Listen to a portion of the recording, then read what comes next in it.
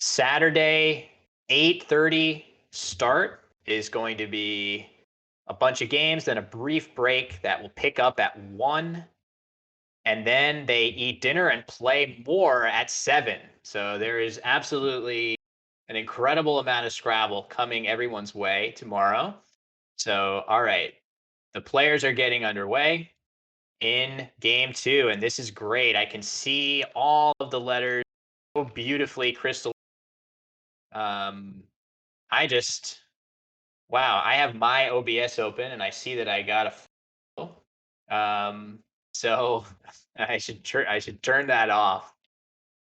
Okay, so Sid going first, and he's got that X, and I guess from his perspective, it seems like he's going to want to make a play that uses that X.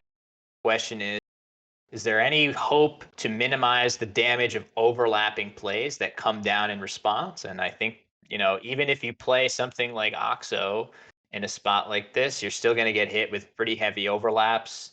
Then you also have a play like Oxid, which not only gets hit with overlaps, but the Oxide. So I think Sid, being a very defensive player, an acolyte of the late David Gibson, I know that Sid has taken a lot of David's play style, incorporated it into his own game. And a play like Oxid or Oxo is not going to be what he loves to do, given the amount of that can be done. And sure enough, he's just okay. He does play Oxo. So not wanting to. This is a very Gibsonian play in the sense that Oxo no hooks. I know that David was loath to give any hooks to his opponent that were not absolute. And Oxo the play from Sid for 20 to start things off. And Etonate the rack for Josh. And the nice thing about the big difference between Oxid and Oxo here, you can see Oxo, only two different letters between the O and the X. Oxid would have played 4 different letters, OXID, and one of those letters, the D, would have given Josh the word detonate as a bingo. So you can see in the early going, every distinct letter that you put on the board has a chance of giving your opponent a bingo that they might not have had otherwise. So, wow, interesting. Josh playing just tet on top there, leaving a very vowel. I'm intrigued by that play. I wonder if there was a way for him to um, slightly. Oh, it looks like Josh has to add my face to his flipped board screen. You can see the Discord window there, which we can do that after. Deal. So Tet, that's an interesting play. I think I for sure avoid leaving 3 vowels and 1 consonant there, even at a cost of opening up the board a little bit more than I would want. I'm not sure I'd read Oxo in any particular way as a sign of strength from Sid. But Josh keeping things nice and tight. He's not afraid to play Sid's game of a closed board, and things only going to continue to be closed as Sid playing. That looks like a expected. Again, no on that. It's not at the end of Took. You could play Stook on top, but that's not nearly as lucrative of a spot. So over to Josh now. He is surely going to be looking to use of his vowel. Looks like Naoi is a play that he's lining up potentially alongside Took for a pretty good score. That makes some sense. If he really wanted to lean into as bingo prone of a leave as possible, he could just play something like E in any number of places, but those don't score nearly as well, and I don't think his leave is quite good enough for plays like that. So Josh, definitely, I predict he plays Naoi here. And, he has that N, which Sid would like to see out in space so that he could play Nailhead, but that's not going to happen. So, yeah, Todosky says, I'm impressed that there's a word OBS for control. Josh is actually just hitting a after each move that Josh makes, he's getting a high flip the board. I'm not 100% sure how that's going to work in games where Josh is not competing, or maybe Josh is just going to be, going to be on screen the whole way. And why shouldn't he be? He is axcertypo after all. We're all here to be watching axcertypo. Okay, he plays OE for 6 instead of Neue. My voice is cutting out very often. I'm sorry to hear that. Okay. We'll try to fix that somehow. I see. Oh, I know why. Here's what I'm gonna do. I'm gonna do push to talk on Discord. I think it's a Discord thing. Let me fix this. How do I do it? Mic, push to talk.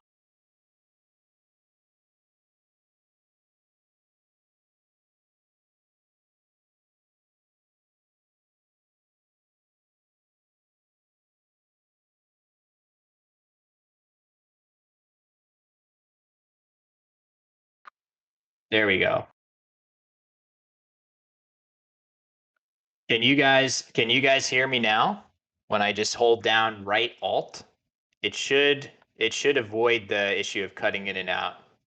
Hopefully, push to talk. Okay, great. So we'll just my right alt key is going to get a workout then. That's the only way around it.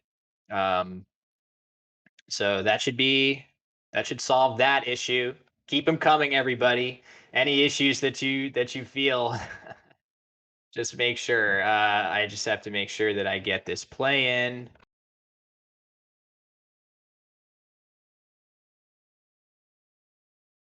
Okay, so hike goes down. That looks pretty good, right? This looks like a nice way to set up some hooks that Josh can use, Sid can use. But of course, Josh has an A of Hika, and he makes a really nice play there. I think the plays of Hailed and Halide were probably not as useful to Sid as using fewer letters and keeping a better bingo leaf together. Play for Josh of O in response. That classic word that we see so often, the 3 vowels. That's definitely a word that you're going to want. Nice, Billy. Yeah, alt right. That's totally yikes. Don't want to get too.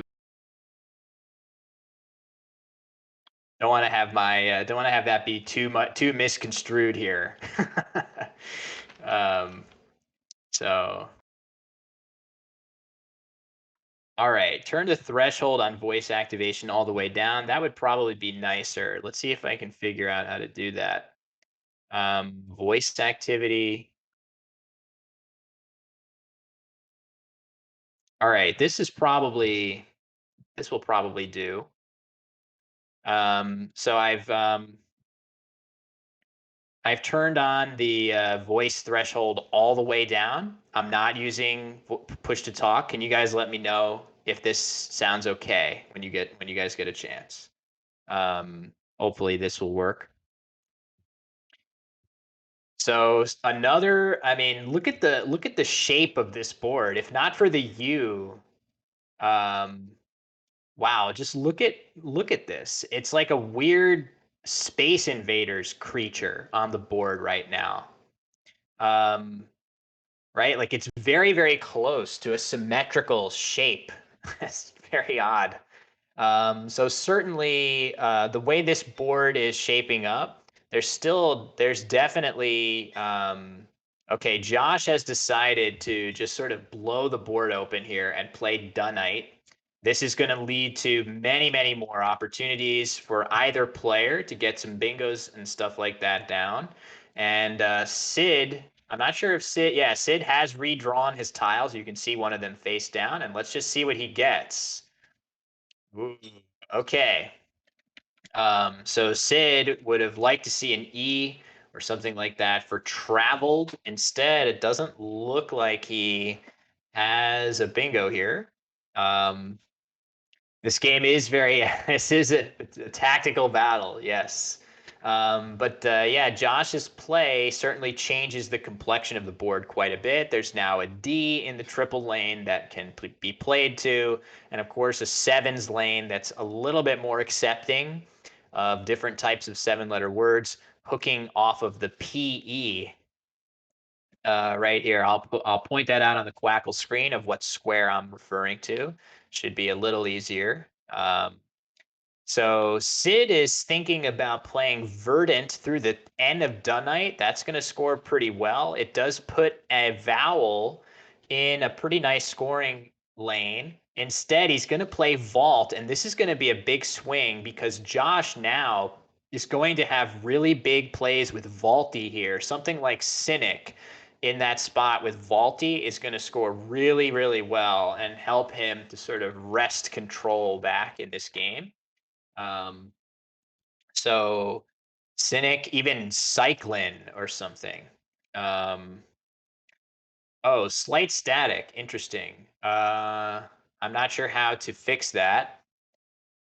I think we're just gonna have to be um, oh, and Cyclin and Josh sees it, so not content to settle for Cynic. He sees the slightly better play of Cyclin. Um, Instead of leaving just LR after Cynic, you get 3 more points and leave an R by itself. It's definitely better. Then you also have to worry. Not really. It's not that big of a concern, but you also have to think about the GS of cyclings. That could be pretty nice if you had the right rack. There are no S's on the board right now. Oh, and he does play Cynic. So Josh had Cyclin lined up on the rack. Yeah, that's funny because Josh, as we know, is a cyclist himself. So it's surprising for Josh to turn down any chance to go cycling. Instead, he plays Cynic, which I think of Josh as not being a cynic. Oh, I think he's caught sight of the Discord window. Look at that face. Josh sees the Discord window, and my face is not on the Flipboard screen, and I can tell that it's worrying him. Yeah, look, he's gonna fix it. He's gonna fix it, folks. Look at this guy. He plays Cynic. He's gonna fix the screen so that my face appears where it's supposed to. I would advise that he not worry about it right now, but I think he potentially will. Okay, Bread leaving ERS goes down for Sid, and that's a very Sid-like play. He has an S on his rack. Again, just as we saw with Josh last game, the players are very cleverly trying to create boards that favor the tiles that they keep in their leave. So what I mean by that is Josh made a nice play of Haw to sort of take away the more flexible sevens lane and set up another spot. Ooh, there I am. Beautiful. Yes. Um, and basically what Sid is doing is he had that S on his rack, and instead of allowing Josh to make a play ending in D or R, right, that spot where Bread was on the board right here, if we go back one, this spot is accepting of a D, and R, any number of other tiles, a T. So Sid playing in that spot himself, making sure that the only good sevens lanes on the board end in S. Again, there is this lane off of PE as well, but and you can see Sid has drawn Toilers, which is surely going to go down somewhere. Any of 3 spots on the board, which cannot all be blocked. So Sid's going to be bingoing next turn. And things going very differently for him than they did in the first game where Josh was just all over him from the get-go. So what can Josh really do here? I don't know, not a ton. He doesn't really have access to very high scoring plays. He has one too many consonants really to hit this E of Bread, right? Like this lane right here is such a nice scoring spot. But he has no plays that fit there. So he's going to have to figure out some other plan. It looks like he has Ward lined up on his rack. Maybe he wants to play that with Pew. Also Dwarf. The scary thing about Dwarf, obviously, this A spot coming down into the triple lane could really do some damage if Sid has a high scoring letter. All of Z, Q, J. The only power tile is X, which doesn't fit in that spot anyway. So he's thinking about dwarf nonetheless. Certainly Sid's play of bread for such a low score, only 17 points, indicates probably to Josh that he shouldn't be quite as worried as usual about really high scoring letters. But drawing 4 tiles out of the bag, you could easily pick one. Hey, Blue Felly, nice to see you. So Sid is just in that enviable situation where you can just sit back and chill and know that there's not a ton for you to think about here, and probably there won't be.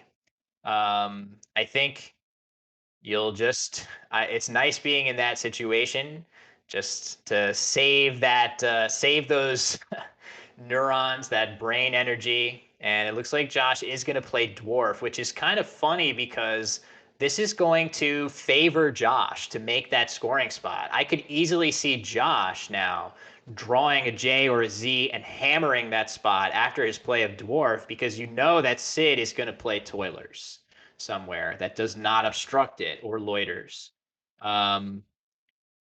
Cy Adam, this is NWL.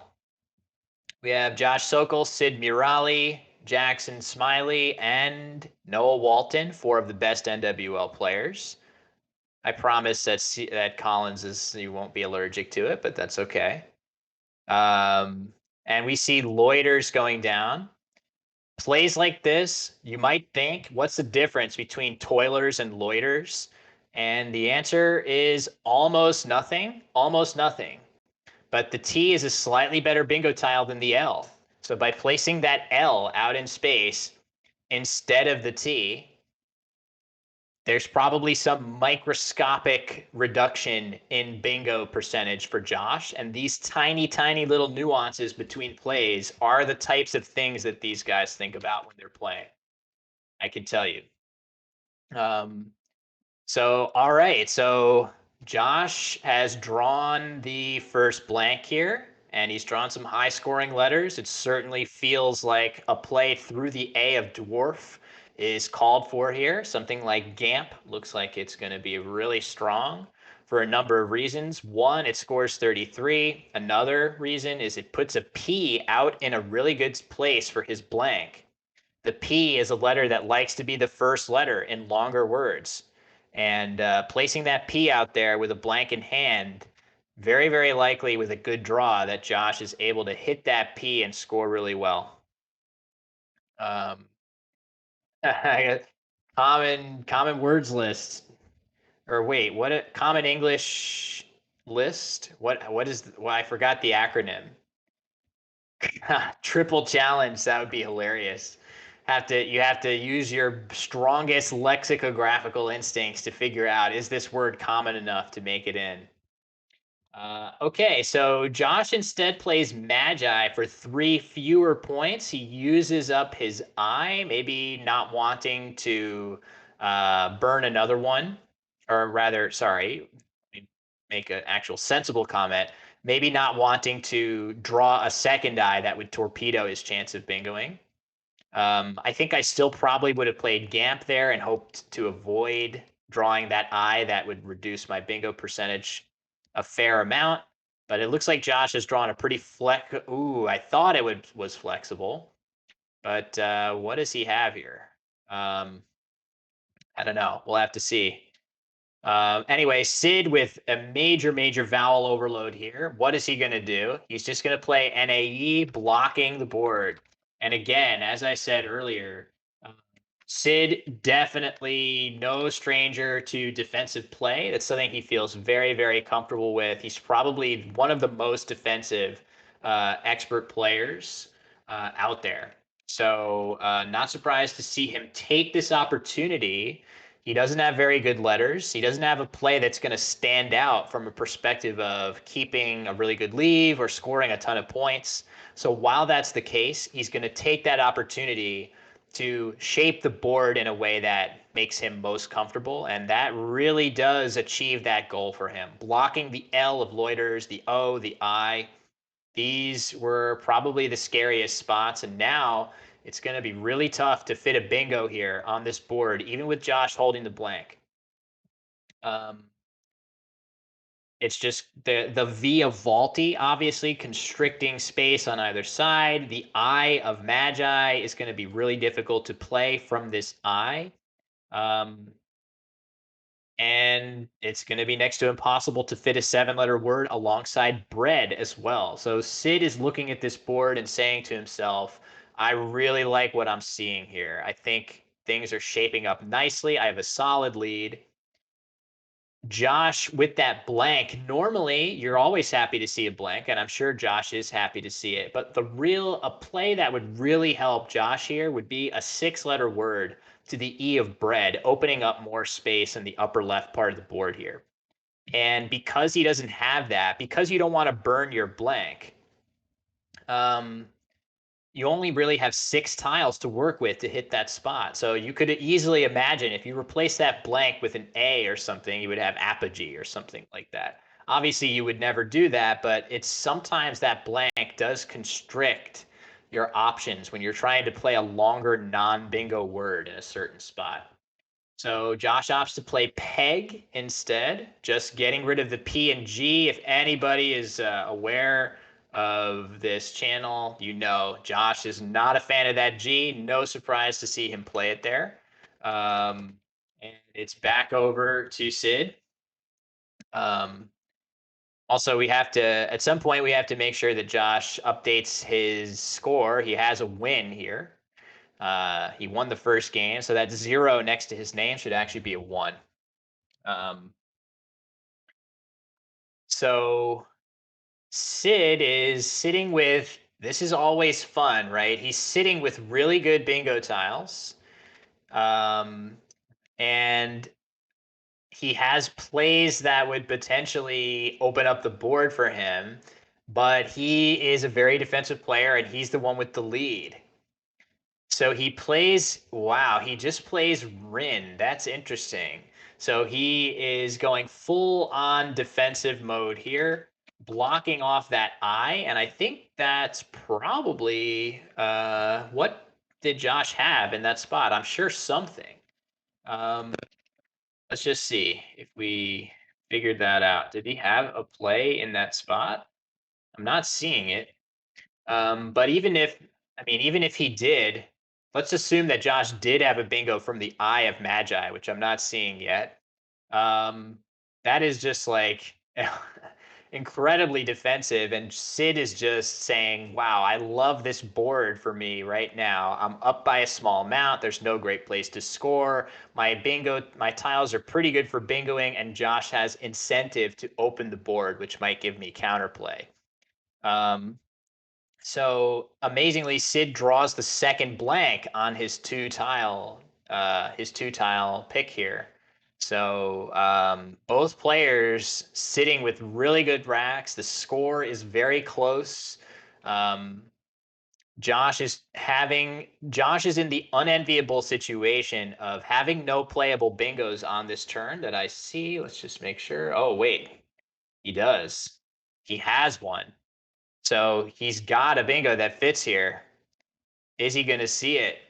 I didn't even see this until I quacked it myself, but he has a play that does fit alongside bread. The crazy thing about it is it's possible that if he were to play this, it might give Sid really, really big plays in response. What could he have through that spot? Oh, man. We'll have to see. So if Josh finds his only bingo of Murali here, that's going to give Sid an opportunity to hit the triple through the M of Murali. So let's just see. Let's just see what happens here. This wouldn't be the worst bingo for Josh to miss, frankly. Also want to note that the players are playing with 20-minute clocks. That's a little bit less than usual. The norm, 25 minutes, as anybody that's played over the board in live tournaments knows. 25 minutes to play your full game is a bit of a learning curve if you're coming from a world without timers.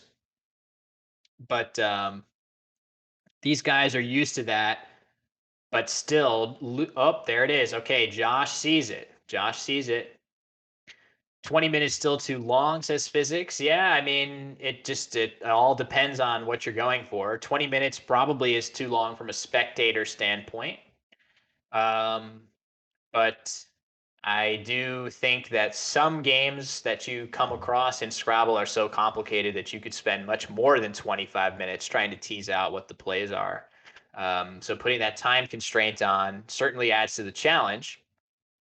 Um, but all right, let's hope these guys straighten that board out.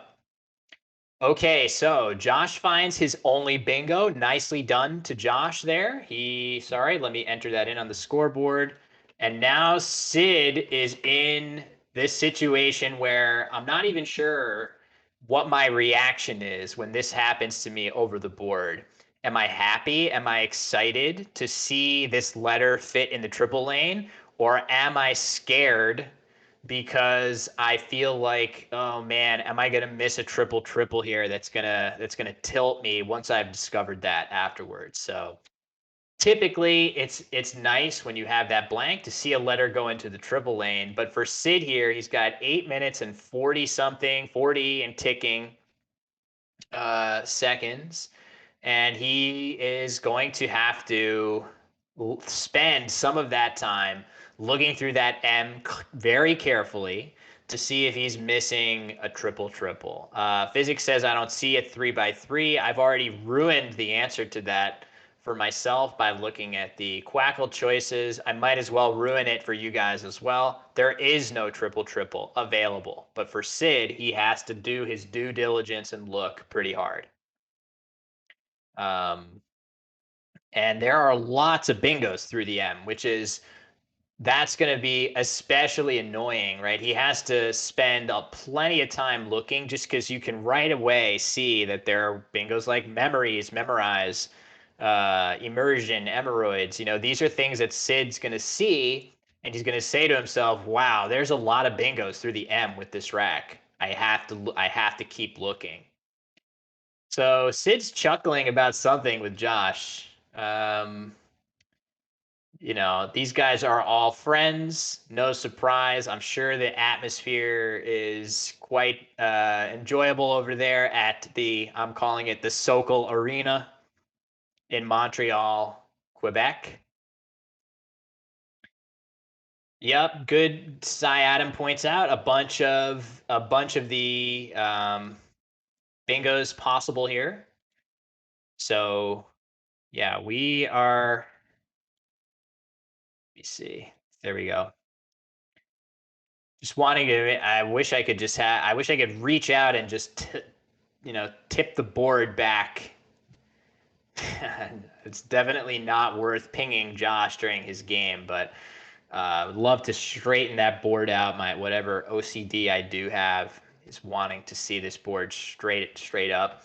I'm glad though that the Quackle board looks pretty nice and clear in the corner. Hopefully you guys can see that. The tracking is still up there. The tracking is up there. What is that camera? Says Invisible Sprite. Which camera are you referring to? The board camera, which is a little bit fuzzy.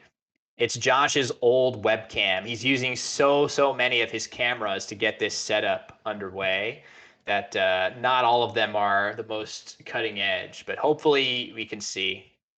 All right, so Sid plays Promisey. That looks like a pretty good idea. He did not have a triple available. I can tell you the first question on Sid's mind after the game is going to be, did I miss a bingo? And Josh is laughing because he really wants to play Squish, which, as you guys know, as Bluefelly points out, that is the handle, the longtime online handle of one of our players in this Matchplay Championship, Jackson Smiley. Instead, he's going to make his much better play of Kirsch for 42. The reason that's better, of course, it keeps the S. Squish would have burned both S's on that turn. So definitely worth keeping the S, even though there isn't a wonderful spot for the S on this board. It is always It's maybe not always, but it is very frequently a letter that even if there's not a great space for it on the board as it's currently constituted, you still want to keep it just because the odds of there becoming a space for it are very good. Sokol Arena plus NPT is Aeroplanktons. That is not one that I would have come up with in a timely manner. So yeah, we'll see. So this is wow, look at the score here. 302 for Josh to 394 for Sid. Absolutely neck and neck here. Sid with his play of Promisee, he took a solid lead, but Josh's play of Kirsch scored very well. 42 points to vault back into the lead. So what is Sid going to do here? He has the J, he has two I's, he has a W, he has a lot of problems that his rack is posing. And it looks like he is going to play wild. Looks like he's going to play wild instead of wide, which is kind of interesting. I think the reasoning there, oh, I can tell you the reasoning for this as I look at the unseen tiles, right? Let's go back to Sid's point of view before he made that play. That's a very, very clever play. And the consonant vowel ratio in the unseen letters is heavily, heavily consonant heavy. So Sid played wild to keep two vowels instead of two consonants, or two vowels, one consonant, with two vowels and the J, as opposed to the J and then only one vowel with it, because he fully expected to draw consonants. And look what he's drawn. He drew three consonants and the Y. So that was a really, really clever play by Sid to set himself up to have flexibility on his rack on this turn. And Josh is surely thinking the same thing in the sense that, well, I guess from Josh's perspective, it's not quite as lopsided. You can see there's three tiles in the bag now, and from Josh's perspective, four of them are vowels and one of them is a Y. So it looks to me that Josh is considering playing Lutz here. That is a scary, scary play, putting that Z in the triple lane. And it is going to be met with some kind of play to that Z by Sid in response if Josh does play Lutz here. The only problem is if you don't play Lutz, what are you supposed to do if you're Josh? It's going to be really, really hard to score anything on this turn. And Josh is down a fair amount. He has to try to get some points here. This is a really, really tough decision for Josh. I wonder with three in the bag, I just wonder. I just don't think he can afford to put that Z in the triple lane.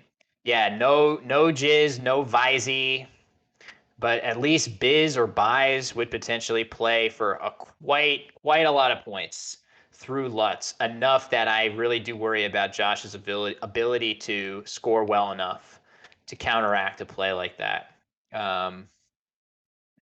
So Josh with 3 minutes to think this through. This is tough. This is a toughie. I really don't know what direction I would go here. I'm trying to see, is there any setup you can make with that R of loiters? Josh is so into the thick of the game that he's forgotten to turn the board up right side up, which I think we can forgive him for that. It looks like he's considering playing Rung, which I think I do like better. I do like that better than Lutz, just because that Z in the triple lane is so scary. I I don't think I just don't think that his winning chances are so great after that, especially leaving GNNS as his next play. So he's looking for any other option that gives him a chance here, and maybe he's going to hope to draw some combination of vowels that gives him threats with his Z in multiple places. That's not impossible. So I think through the D of wild, for example, if you draw AE, you could be threatening ads. for a pretty good score, but I'm not loving Josh's situation here.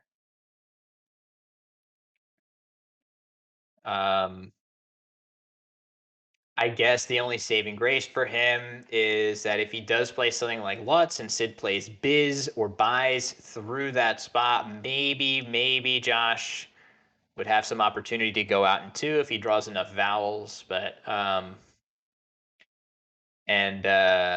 if you're curious what I mean by that, just once you get into the end game, it kind of starts to resemble chess more so than previous turns in a game of Scrabble. The players are going to know the exact holdings of their opponent, and you can plan out lines just like you would in a chess game. Of I'm going to play this first, my opponent will respond with this, and then I go out with this second move. He's considering playing Rut. Okay, that would be clever. That's kind of clever. If you there's certain things that you could draw that would certainly an eye draw would be great for Josh from his perspective here, drawing into zings. Yeah, he's the problem with Rut is just if you don't hit your draw just right, you're not going to have that good of a play in that spot anyway. If he draws an E, he doesn't have anything, right? So if he plays Rut and draws an E, Zens is not a word in this dictionary. So it's not I guess if you draw an A, you at least have zags or something. Okay, with 20 seconds on his clock, he plays rung for 15. The score super close. It empties the bag. So Sid is now in a situation where he can know, hopefully, if his tracking is correct. For those who are more experienced playing online than over the board, the players are doing all their own bookkeeping. That's definitely an adjustment. If you play online, the platforms you use will do all of that for you.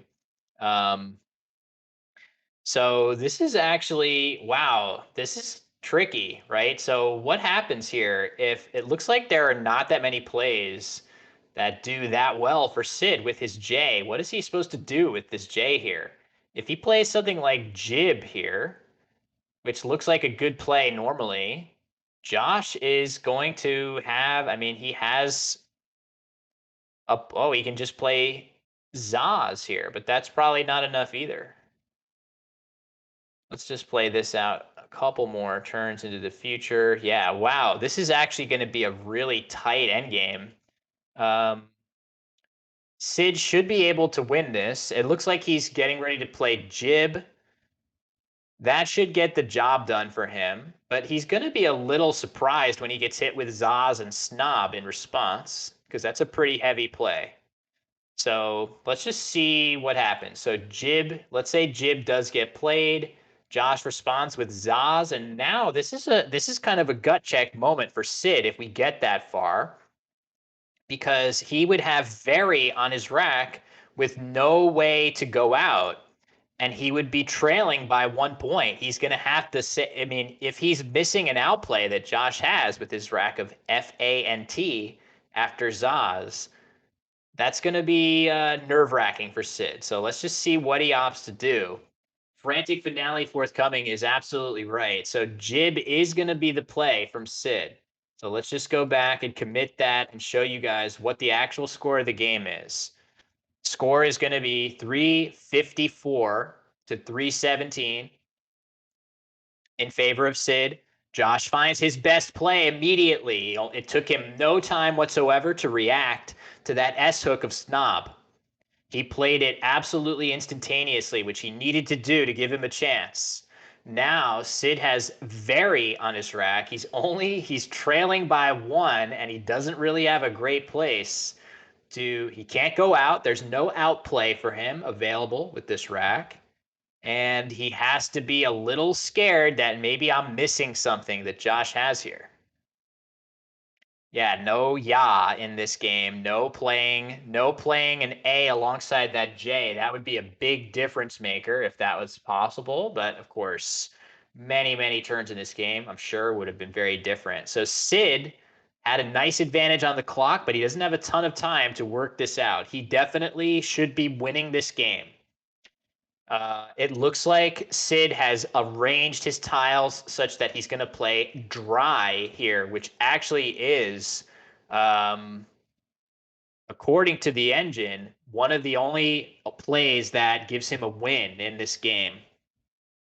I wonder what the reason for that is. What happens if Envy goes down here? Oh, wow. So Josh has a huge F play. Oh man, I'm not sure I saw. I certainly didn't see that until right now. So F's in the chat. F's in the chat for Josh's huge F play. And what I mean by that is right here with GIF, right? However we say that. Should I do a poll? Let's do a poll. How do I do this?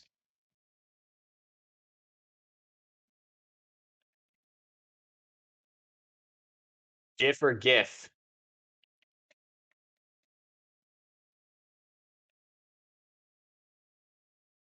No allowing additional votes. I'm curious. What's the pronunciation? Okay.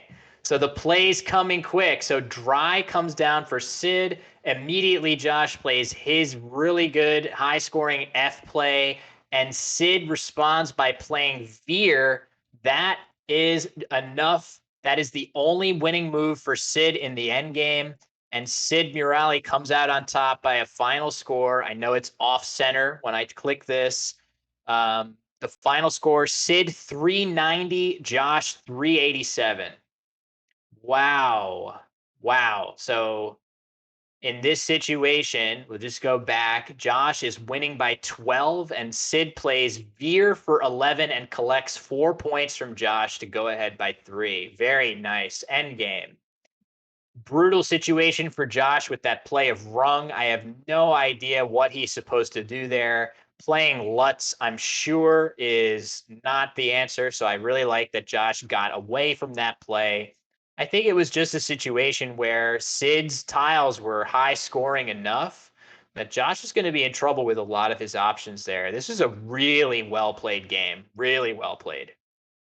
I'm looking over the move list. I'm saying to myself, what was a mistake that was made in this game? And I'm having a pretty hard time coming up with anything. So, yep. What should he have played instead of Jib? So the funny thing about that is when I asked championship player for this, it shows no wins for Sid, but that's obviously wrong because Jib does lead to a win. So Quackle is not coming up with a better play than Jib for him. Oh, it's coming up with every. Oh, I see. Oh, yes. Okay. So the play that Sid should make, he should leave Jib for himself next turn. So playing every first, leaving Jib on his rack. It doesn't give that big Z play for Josh. Josh would just play Zaz right there.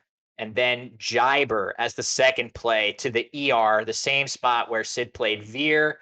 That's going to be enough to give Sid an even bigger win. So that would be the optimal sequence instead of playing Jib there. But Sid, after making that initial play, of Jib, he did buckle down and find his winning sequence after Josh's play of Zaz. So first the play of Dry, then Josh hits that big F play, and then Veer for Sid to go up by 3 when all is said and done. Wow, that was a great game. Yeah, crazy end for sure. Nice to see you, Krebsy. Nice to see you, GP Bear. Even Scrabble players don't know how to pronounce. Well, the poll results said that it was GIF. What is the consensus there? How should I be saying that? Um, I feel like depending on what side of the bed I wake up on, I'll say it a different way every time.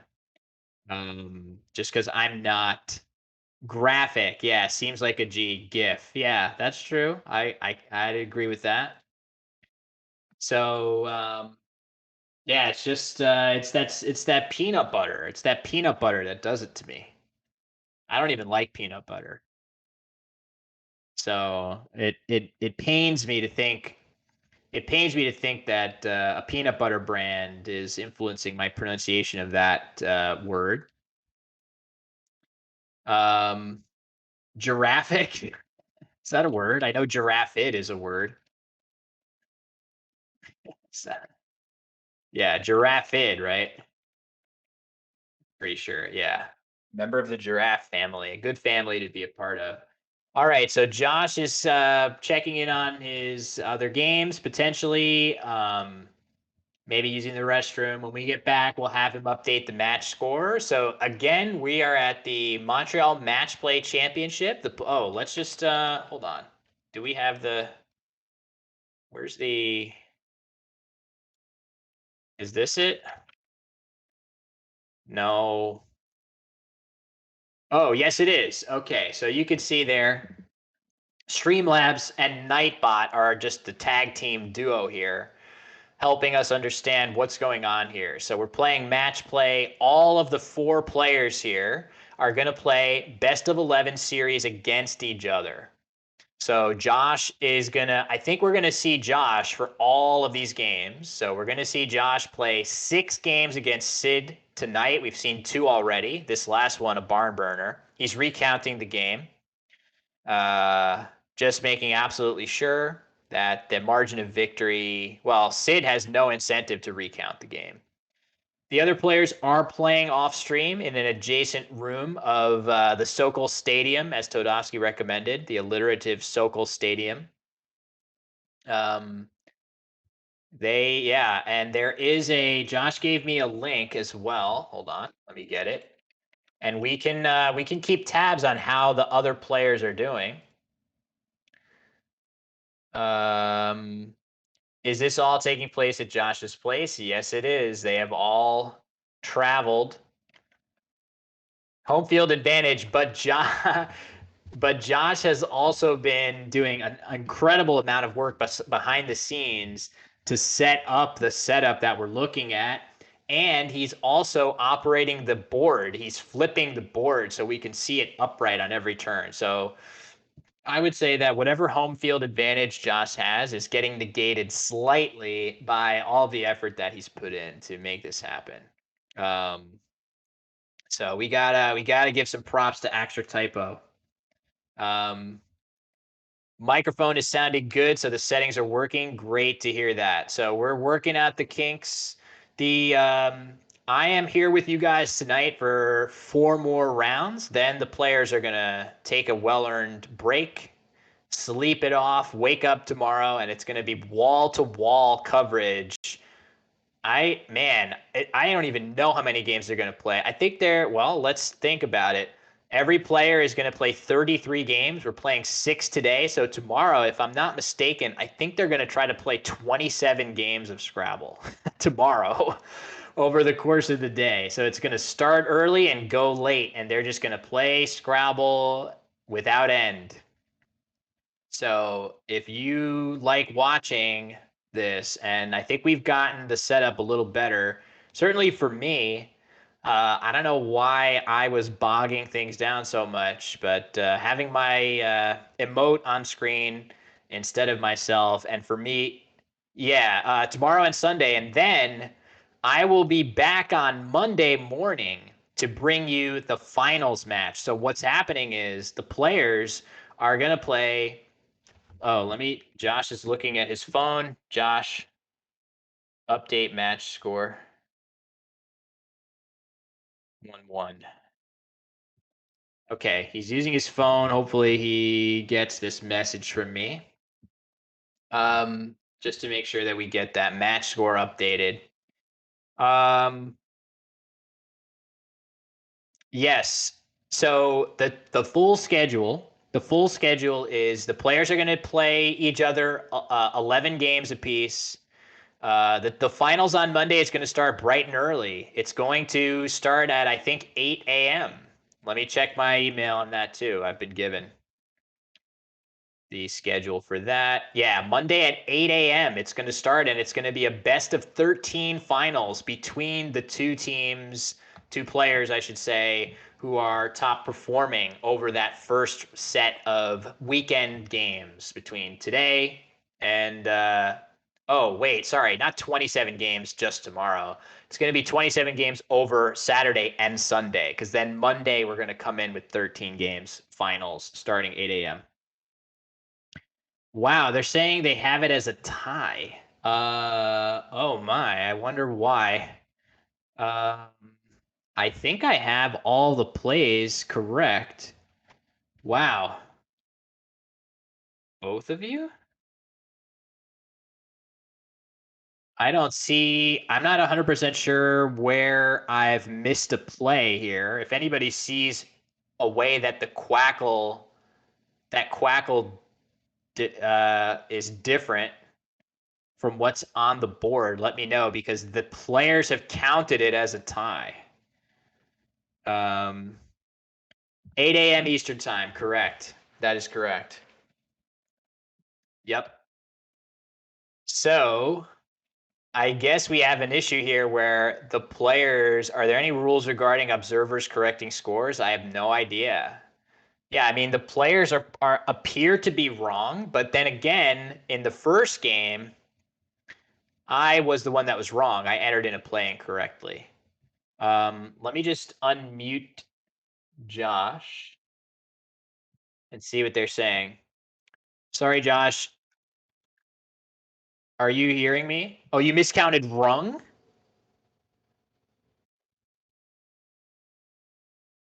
Can you hear me, Josh?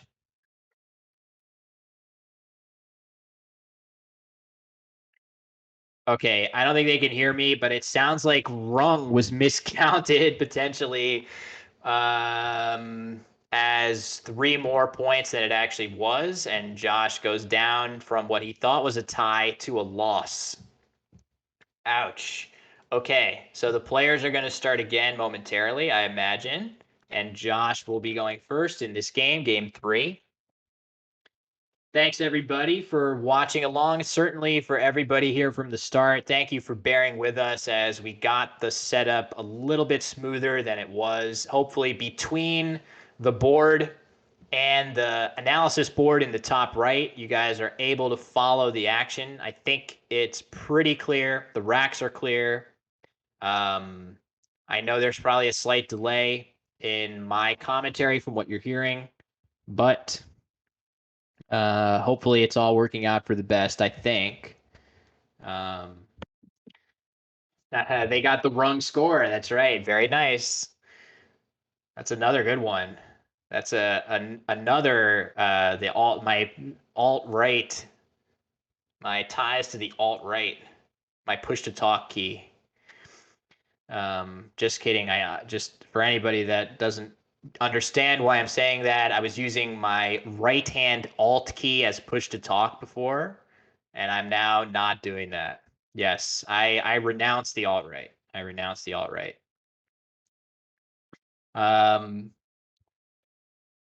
Okay. We are about to get underway with game 3 here. 1-1 apiece for these two players. We're going to have 4 more games, including this one, until we call it a night here with the Montreal Matchplay Championship. I should also add that the players have each anteed up $300 to compete in this event, and the winner's going to get something like $750, whatever adds up to the right number. Josh laughing. I wonder what he's laughing at. I'm sure he's laughing at, is he going to play this word, which we all know and love? Or what dictionary are they using? I guess we'll soon find out from what Josh ends up playing here. So Josh, 7 consonants and the 1 vowel. He has the J. Meanwhile, on Sid's rack, the absolute reverse, the perfect reverse issue, 1 consonant and 6 vowels.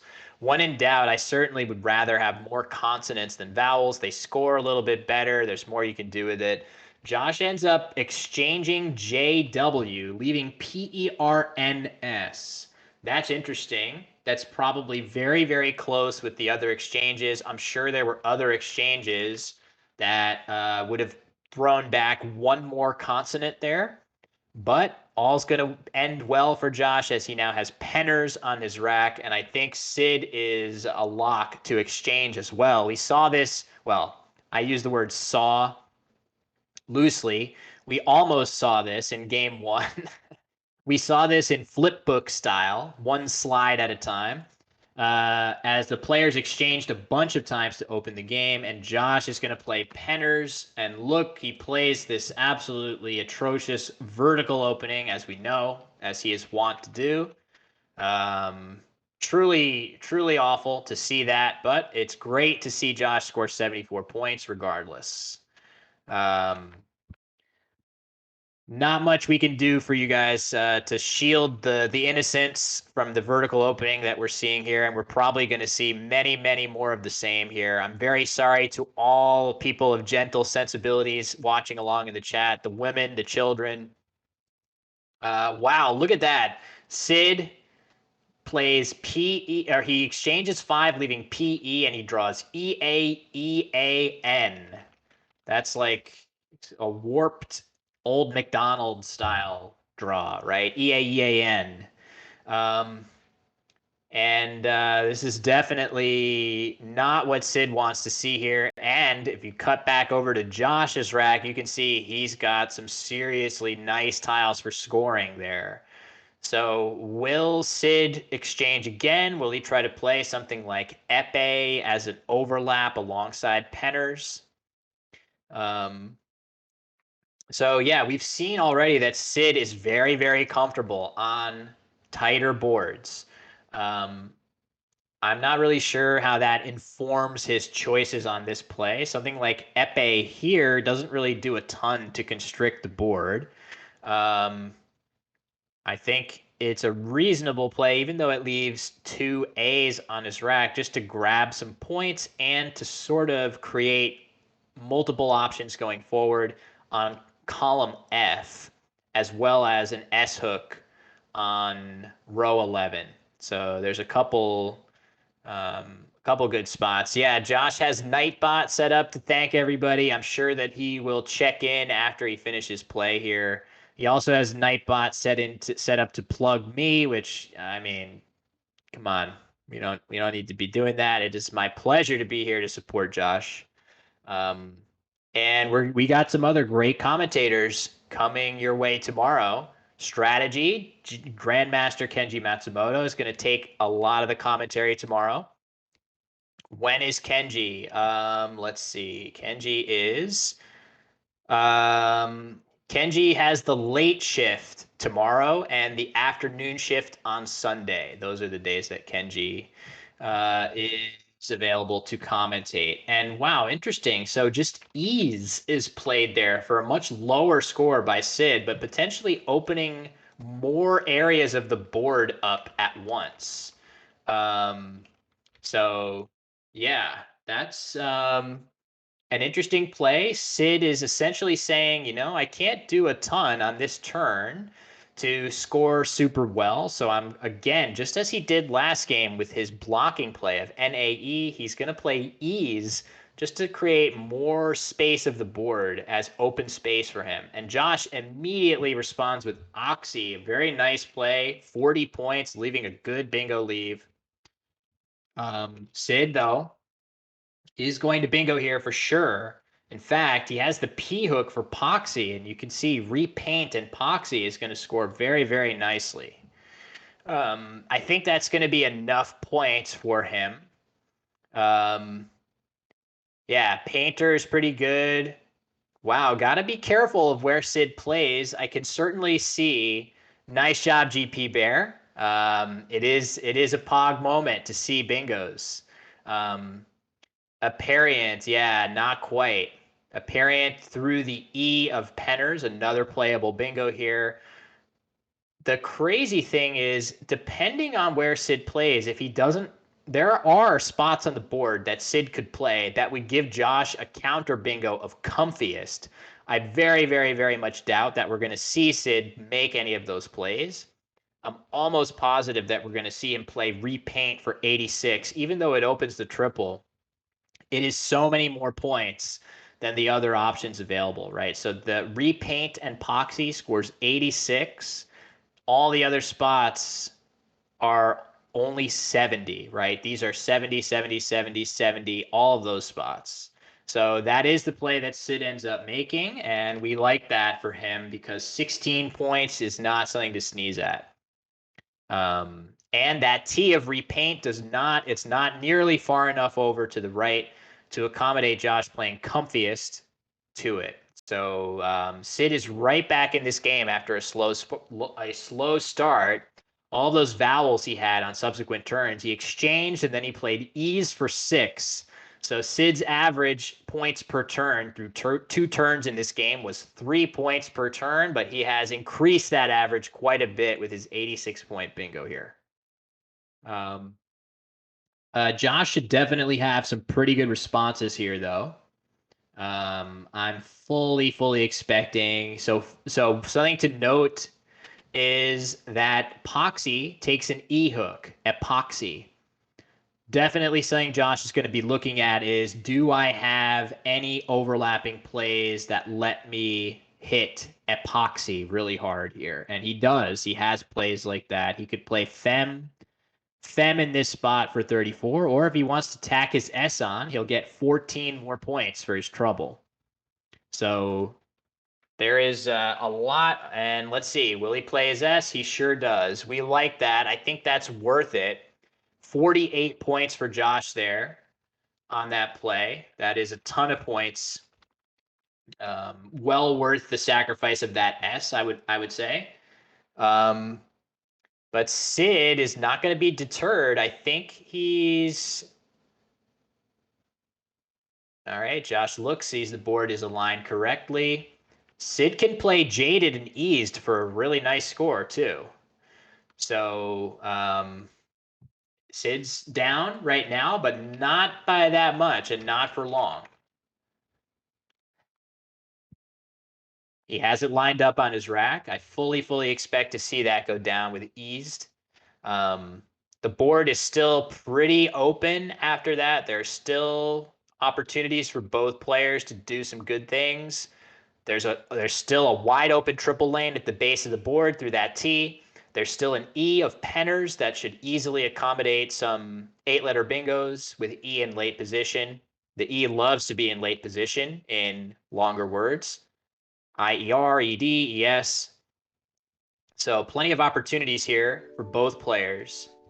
Neither blank has emerged yet, so we'll just have to see. Crafty J95 is now following. What's up, Joey? You'll be seeing Joey tomorrow as one of our commentators. That should be very fun. Glad to see Joey in the mix here. All right, so Sid is getting closer to bingoing. But Josh certainly, Josh is a little further than Sid. Sorry, let me commit this play and give Sid the points that he just earned by playing Jaded. Oh, okay. There we see the play of Thoric for Josh, leaving IU. Seems reasonable. Blocking off that T while he still can. The C of Thoric, not accommodating any overlaps. So not much more available to Sid after Thoric. And that big spot through the T is now gone. So that looks like a nice idea by Josh. Okay. I guess the only thing that we might see after Thoric, as hopefully Josh thinks to rotate the board, is that it does make a nice spot for the H, right? So Thoric, the H fits just, so Sid has an H and 2 E's. He could just plop HE down right there and create a good line for himself if he just plays HE. Another idea, though, if Sid knows it and sees it, is the much more obscure 6-letter word of Dre. Something like that would score quite well from the D of Jaded. That is an archaic word, to be sure. Not one that everybody would just come up with quickly, but I bet Sid knows that word. The only question is, will he look over there and think to see it? Also, will he want to play it? It's not a must. Sid is very comfortable playing on a closed board as long as he needs to. And Dre definitely opens things up much more. There we go. Josh flips it. And you can see Josh has bingos. Oh, and Dre is going to be the play. So that's a nice play by Sid. That is a really, really nice play to get some of those unappealing letters off. The G, the H scores really well on the triple. But Josh is going to play punniest at the very least. He might have something better.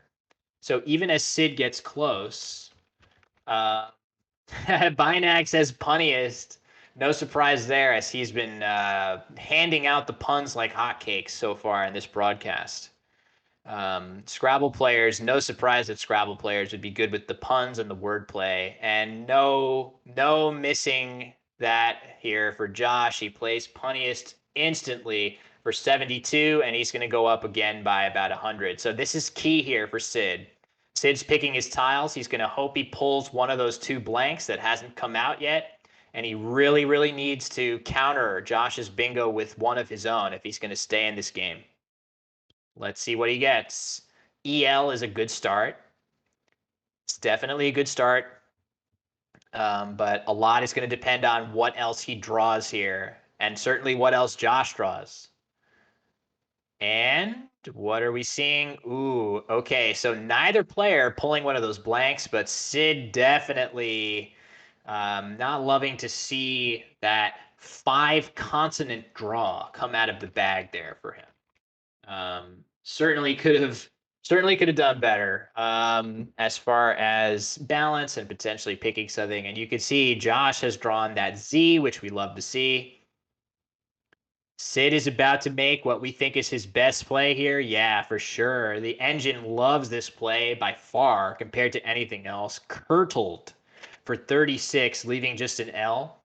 And again, given that neither blank has come out here, already Curdled scoring 36 points is a really strong play. It's even stronger given the fact that so many goodies are left in the bag, including those blanks. So drawing 6 tiles for Sid is a great idea. And as physics says, it looks like Josh is holding Sid, and what that means is he's considering challenging Curdled. It looks like he's allowed that word to stay on the board. It is a valid word.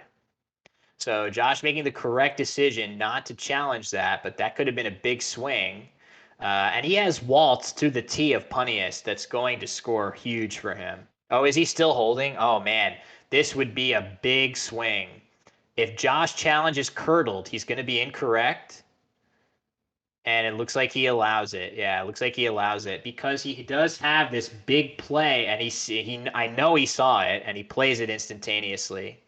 Of Waltz in the upper right, that is absolutely his strongest play here, and Sid has drawn terribly to his leave of just an L. Sid plays Curdled, leaving an L, and draws CUVLMW. That's very weak. He's going to be sorely tempted to exchange, and of course, that is not what he needs. Down over 100 points now. And let's see if Josh picks a blank. His odds are pretty good. No blank for Josh. No blank for Josh. So the blanks proving elusive so far in game 3 here. 2 players with 1 win apiece going into this game. Again, we're playing 6 rounds today before we call it a session. WTF advocating that Sid resign. I'm sure that perhaps Resign Gang will rise up, and I actually don't know what the policy is here about resignations. I imagine it's fine. Yeah, I think if ever there was going to be a situation to allow it, this would be reasonable. Yeah, Sid does exchange. Oh, it looks like he's going to exchange 7. He's not going to keep anything. He's going to go all out to try to draw those blanks. Ironically, from Sid's perspective, the best thing he could do is draw 1 blank. He doesn't want to draw both. I think Sid's pathway here is to draw 1 and only 1 blank, bingo immediately, and then draw the other one and bingo again. That's what Sid needs. That is the most realistic pathway. Of course, he could draw both and then draw a natural bingo. There are a few other permutations that would work out well for Sid here, but he's definitely got to draw at least one. That's what he's looking for here. His odds are very good of getting one. There we go. There's one. The other tiles didn't really cooperate, unfortunately. What does he have here? I suspected somebody would say that, a very Twitch word. Yeah, booba. I don't think boobage is in the Scrabble dictionary, but I feel like it's destined to be at some point. I just feel like that's a word that we've seen used more than certainly a lot of the words you're likely to see in a Scrabble game here. So no boobage yet. But maybe in a few years we'll be able to. And no noobage either. So it is a shame. Shift ace. But Sid is going to have to persevere, and he won't be bingoing yet. But there's still time, right? There's still a fair number of tiles left in the bag. So Sid's got a little time. The problem is the lead is getting to the point for Josh where it's almost insurmountable. Steve Hartzman played Nippleage as a successful phony. That's incredible. That is unbelievable creativity. Nippleage. Oh man. We've gone off the rails here, but that's natural in Scrabble. The words that you're apt to see in these games can be pretty funny, which I think is something that Scrabble has going for it, frankly. So, all right, let's see. What does Sid do here? Maybe he just plays Boo on top of Thoric in that scoring spot right here in this. Does Sid have a chance here? Not really. I mean, it's going to take the absolute perfect set of circumstances from here on out for Sid, right? He's going to need to play a non-bingo. He probably needs to draw a bingo from the H of Dre that scores very well, nearly 100 points. And then he has to draw the second bingo and play with it. And then maybe he has a chance. I would say his chances are in the, very, very low, like sub 5%, something like that. Quackle confirms that. Quackle says his chances after Boo or Knob or something at the base of the board are in between 1 and 2%. Is this best of three? So the format of this event is, you can see a couple of commands come up here. So basically we got 4 players competing here. The 2 players you see right now, Josh Sokol and Sid Murali, and then over in a side room, or maybe the kitchen, the closet, I have no idea where the other 2 players are hiding. Jackson Smiley is playing Noah Walton. And hold on, do I have the? Yeah, I have the standings here. We can see how they're doing. I think I'm not sure if they're entering in the scores. Let me just click this and see.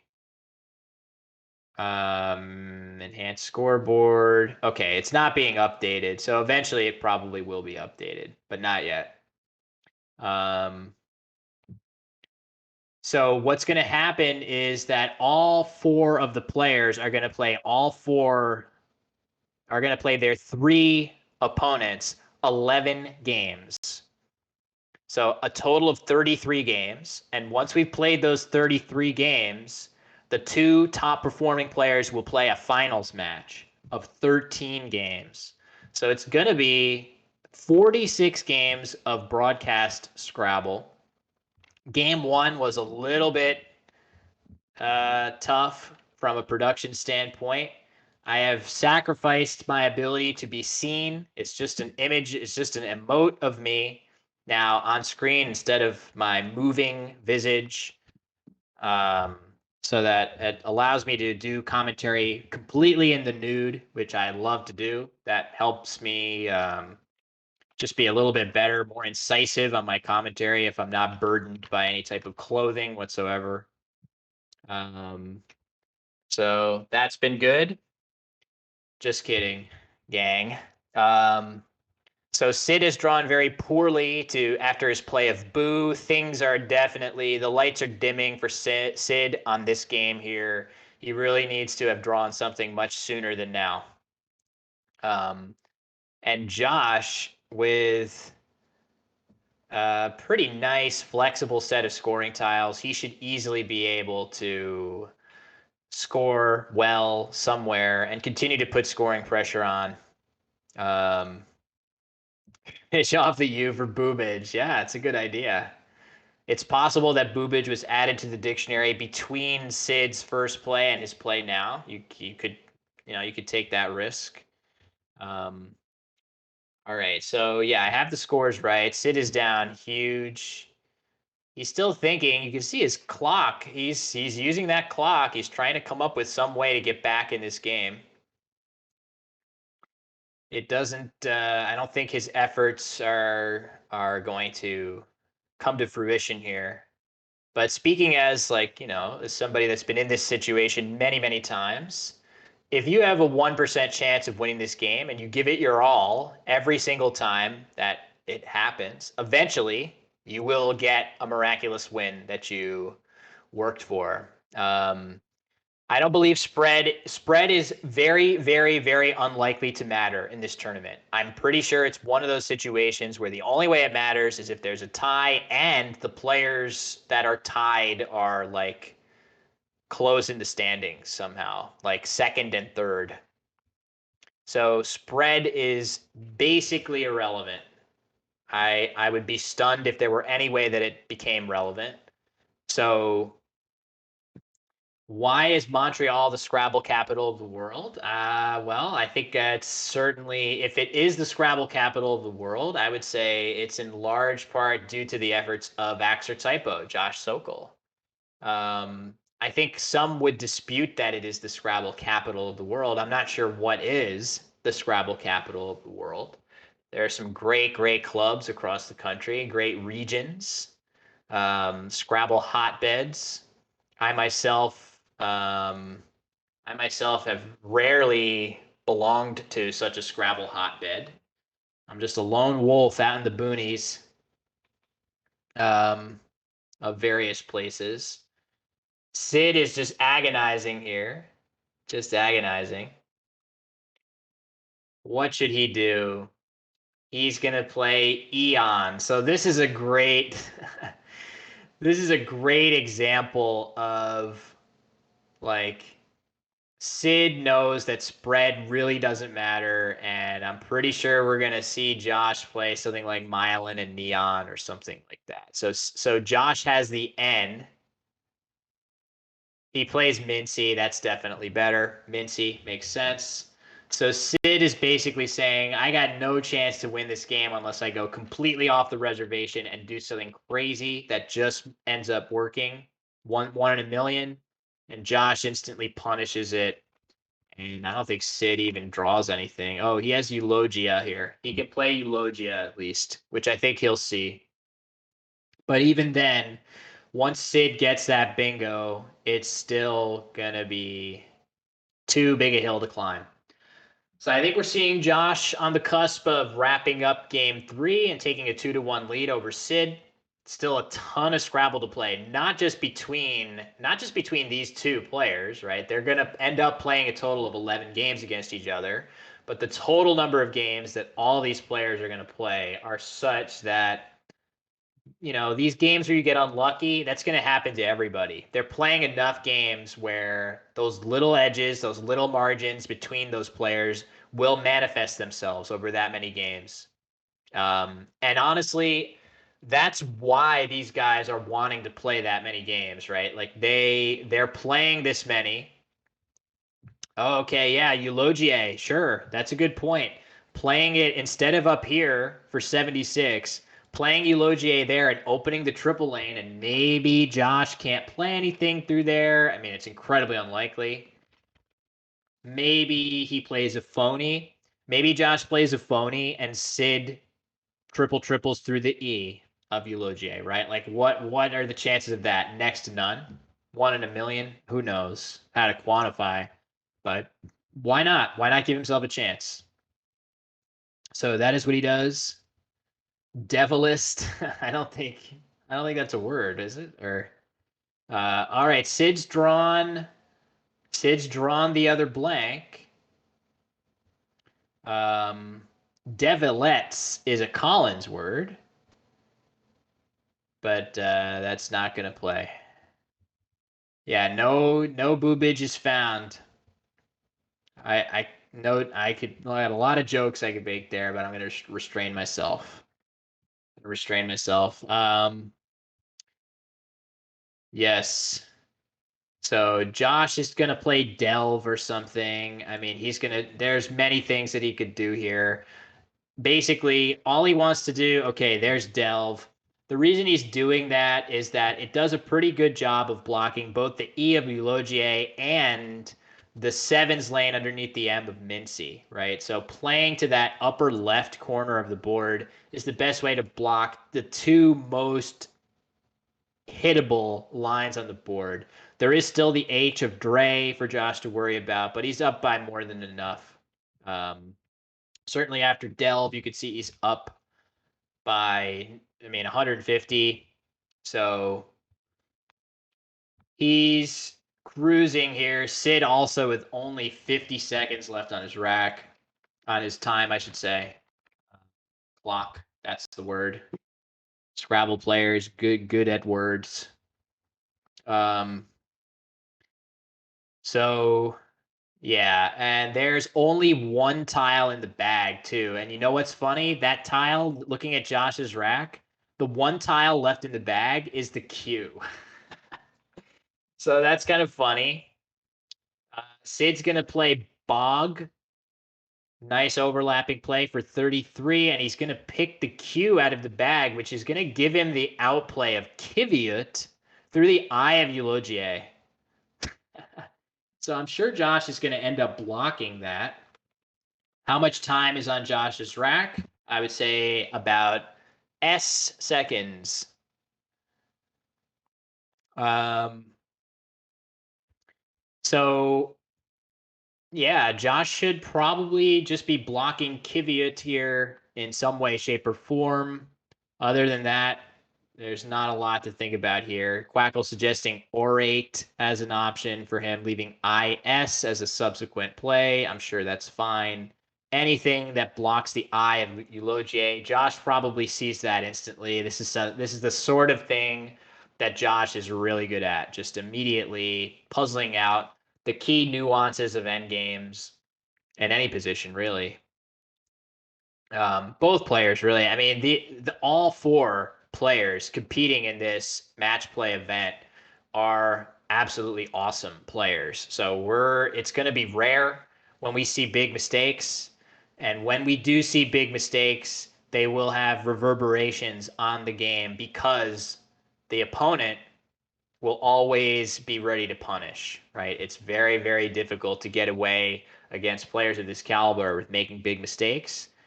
Every now and then we will see one, but really we haven't seen hardly any in the first three games here between these two, which is not terribly surprising. Yeah, I don't know if Sid had a chance with the tile draws. I agree. Okay, there's the attempt to block, except that would have made the play of GA there. So Josh was about to play a phony two of Ga, as in the thing that babies say repeatedly, but that is not in the Scrabble dictionary. Apparently, they don't say it just once; they only say it twice. Ga, the two so nice, we say it twice. Gaga, but it's not valid. So Josh is definitely honed in on that spot. Yeah, the Nigerian strategy we've seen a number of times in the Word War series of events. Oh, look at that! That is the Quackle approved play. Orate. Quackle likes that play simply because it blocks the outplay for Sid, and I'm sure he has good plays with SI on subsequent turns. So that's why it likes R8. We'll go back to Sid's turn and see what is he supposed to do. Yep, okay, it's Sid's turn. I'm sure he's going to play something like Quit underneath R8. He doesn't have much time, so okay, quilt, almost as good with the clock running down.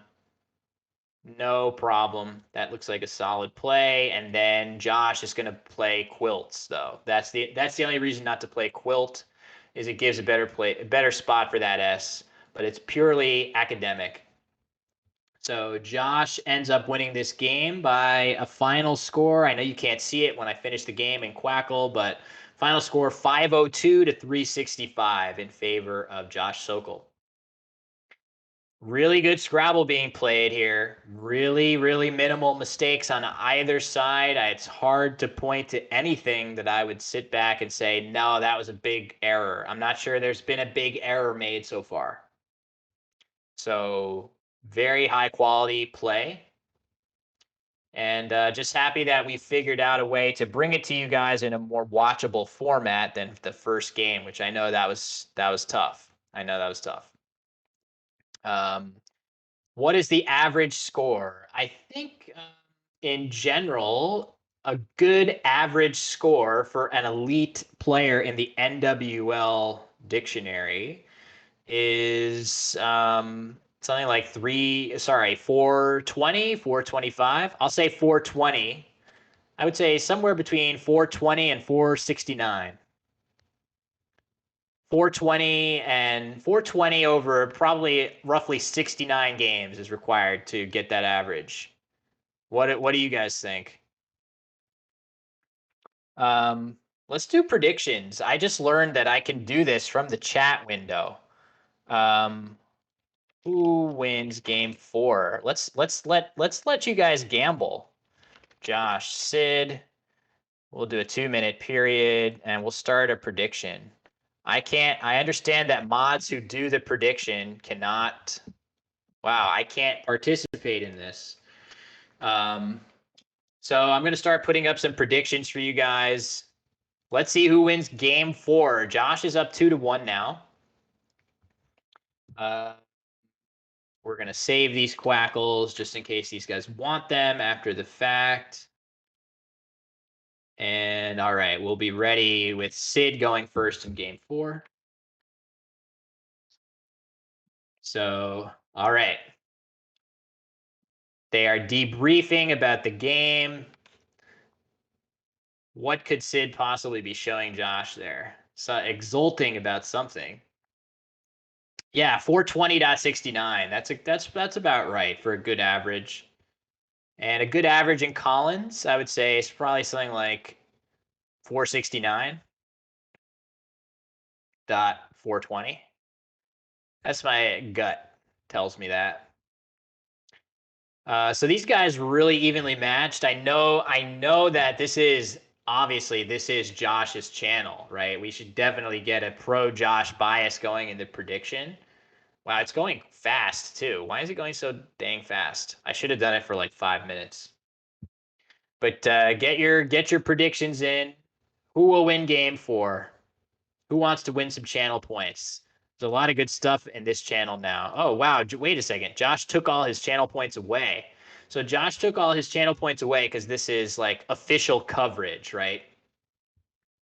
So a lot of the things that you can normally buy in this channel are not available now, but I'm sure that when Josh gets back to normal streaming, you will get tons of cool stuff to buy with your channel points if you wager them on this next game.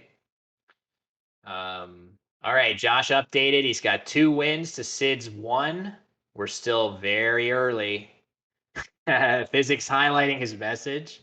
Very nice. It is somewhat stupid, I admit. Although physics in general appears to be a little skeptical of some of the bells and whistles of Twitch in general. Actively encouraging people not to sub to his channel. But I bet he would appreciate if some of you Scrabble fans out there followed him. Streaming Scrabble a fair bit of the time, along with GeoGuessr, Duolingo, some other stuff. What is a good CEL average score? Geez, I actually have no idea. That would be a good question for the Woogles team to look at those games and see what the scores are. I have no idea. I know it's going to be lower. All right. Game 4 about to get underway. The players appear to be in good spirits. Man, it's nice, I'm eager to get back out there over a physical board. Um, I'm waiting till I get my booster shot to do it, or else I'd probably go to Lake George or some other tournament that's upcoming. But, much as we're trying to do better with online Scrabble, there is something irreplaceable about playing over a physical board. Do they ever play Scrabble Junior? I have played Scrabble Junior on stream. Something I like about Scrabble Junior is that all the tiles are worth 1 point.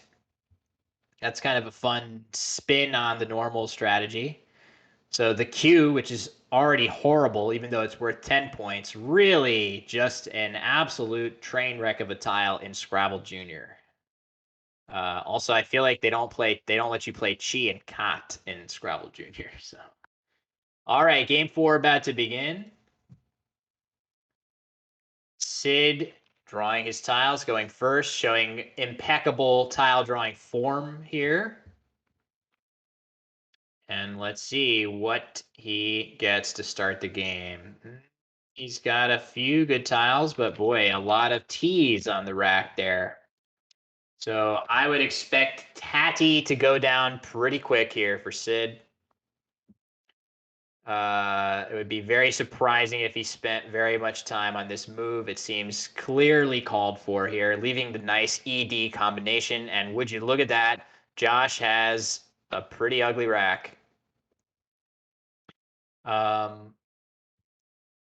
7 consonants, including an X and a Z. We like the X, we like the Z. We don't love the two of them together, and we definitely don't like them with no vowels to support them, right? Both of those tiles definitely like to be around vowels. And tantalizing here, Tatty is the play for Sid. It looks clearly correct. And the funny thing is, it makes a great place for Zach's. If not for that, it was a clear exchange situation, but that A was definitely enough for Josh to play. Even with the DGNNV leave, you're still getting 37 points. That's a lot of points. It's very difficult to exchange any turn when you have 37 points available. But from Sid's perspective, it could have been a lot worse. A play like Zach's, if I'm Sid, I'm not really sure. I'm not sure what I think about that play, other than it seems very unlikely that Josh has vowels, right? Like almost any set of vowels would give something with either the Z or X that if you could imagine playing either the Z or X in that spot, you would be setting up the other tile there, right? So any vowel play that lets you play the X without the Z would set up a spot for you to play the Z with Zax and vice versa with Za and Zax. Better to exchange there. I don't know. 37. I think I would play. I think I would play there. I could just do a quick simmeroo on this on the Zax turn. Let's just see. What do we think? Yeah, it's simming pretty handily best. 10 points of valuation above the exchange. Which that feels to me roughly right. All right, so Sid is sitting on a kind of a tweener rack. It has some good bingo tiles, some good synergy, but the B and the M together are just not really that good for bingoing. So the question is, it looks like he was getting ready to play Blimey to the Y of Tatty. That seems like a reasonable choice. Is he just going to play Biz? Yeah, he does. He plays Biz. This looks pretty solid too. It scores pretty well, not that much less than plays to the Y of Tatty. And it leaves a pretty nice combination of letters together of limed, DEILM. Seems reasonable to me. And in general, I feel like this is in keeping with Sid's general MO as a player of just why open when I don't have to. I feel like that's always on Sid's mind. reducing those whammy scenarios that can happen. All right, so what did Josh do? Josh must have exchanged, leaving DN blank. I wonder what he had. Oh, he had the VG. He had that VNG, whatever. So Josh must have drawn more consonants in the blank. So he exchanges, and it's back to Sid. And Sid is still not quite connected on a bingo, but that's fine. I'm sure he's okay with that. I wonder if he's going to continue to. Is he? Oh, what happened? Did we freeze? What's the F for? I'm always scared when I see Fs in the chat. Okay, I see Sid moving on my stream, so. And I still hear, well, I hear myself talking here. Hopefully you guys still hear me. Josh's 4 consonant draw. Okay, that does warrant an F in the chat for sure. I can get behind that. Yeah, not ideal. I think, oh, Josh is leaning back there, isn't he? I think I see a limb of Josh's on camera there. So I think he's still there. He's probably just agitated a little bit about his draw. Josh has used up a total of 30 seconds so far on his timer. Sid's used up quite a bit more. And Sid actually used up a ton of time in his last game too. So Sid has to be careful that he doesn't get into clock hemorrhaging mode. So what should he do? Just met, right? Just MET right here. That's kind of in keeping with the Sid way. Scoring well, not opening anything. The board after that is so bad. All that's available is that Y of Tatty. It's just so tight with that X of Zax walling off a huge part of the board. It's going to be very difficult to overlap on top of the B of buys. You would need an A in very precise position. I think Sid's going to play Met here. I would be surprised. So I would consider playing something like Dimly. But this is something I can learn to do better. Oh, he's going to play Lindy. Didn't see that one coming. That's a solid play. I'm not gonna sit here and say that Lindy is like a huge mistake or anything like that. But I am surprised. I am a little surprised at that play. I would have thought Sid would just play Met there. But Lindy is fine. It scores decently. Makes a place for him to play his M. It leaves ERM. That's a solid leave. There's nothing wrong with that play. So over to Josh now. I don't know whether he's going to have the. Is Josh going to have the tolerance for a play through the eye of Lindy like Hind or Rind? And the answer is yes, he is. He's going to play Rind really fast. Not that worried about the S hook there or the Y. There is one other Y. Funny thing here is that Sid has a bingo. Sid actually has a bingo. This would be big if Sid missed this. He amazingly, he has a 7-letter bingo on his rack and it plays on the board. That is shocking. Looks like he sees it. Yeah, there it is. He has spotted it. The spot for this bingo in the spot that I just said was really unlikely, on top of the B of Biz, pre-meal. Yeah, setting up candidate plays on his rack. I've definitely toyed with the idea of in the future just being really annoying as a competitor in streamed games. I've toyed with the idea of just never, like, if there's an amazing play available and I see it, not shifting my letters at all. So the audience is like, oh my God, is he going to see it? But hell yeah, I am. Hell yes, I am. I've toyed with that. But I am a shifter. I am a little bit of a shifter too. So what I'm confused about here is why is this play not on the board already, right? Like, what is there to think about? Is Sid thinking, I'm not sure this word is valid, right? That's reasonable. If you're not sure that it's a valid word, you got to think about it a little bit. But if he is sure this is a valid word, why is this not on the board? That's my question. Other than that, I think it's about to go down. There it is. Nice job, Sid. That's big. Now, Josh is going to have something through some of these letters here. I'm positive of that. I just got to think. I would have to think, like, is Sherwani valid in NWL? I can't remember. I think it is. Um, yeah, it is. Oh, there's something even better. Through the D. Through the D. Through the D of Rind is an even higher scoring play. But if Josh doesn't see that bingo, he will at least have Sherwani for 84. Scary thing about that play is it sets up a big S. I think hindword is either is it Collins only? Be surprising. Let me see here. Hindword is Collins only, which is a very good looking Collins word compared to some. The word through the D is handwrit. Handwrit is hindword apparently. Surprisingly enough, that's on my list. I think of words that, and I have a list of Collins words that look really like NWL words. I have a list of that because I do, try to keep them straight. Ooh, look at that. Sid with a J and an S.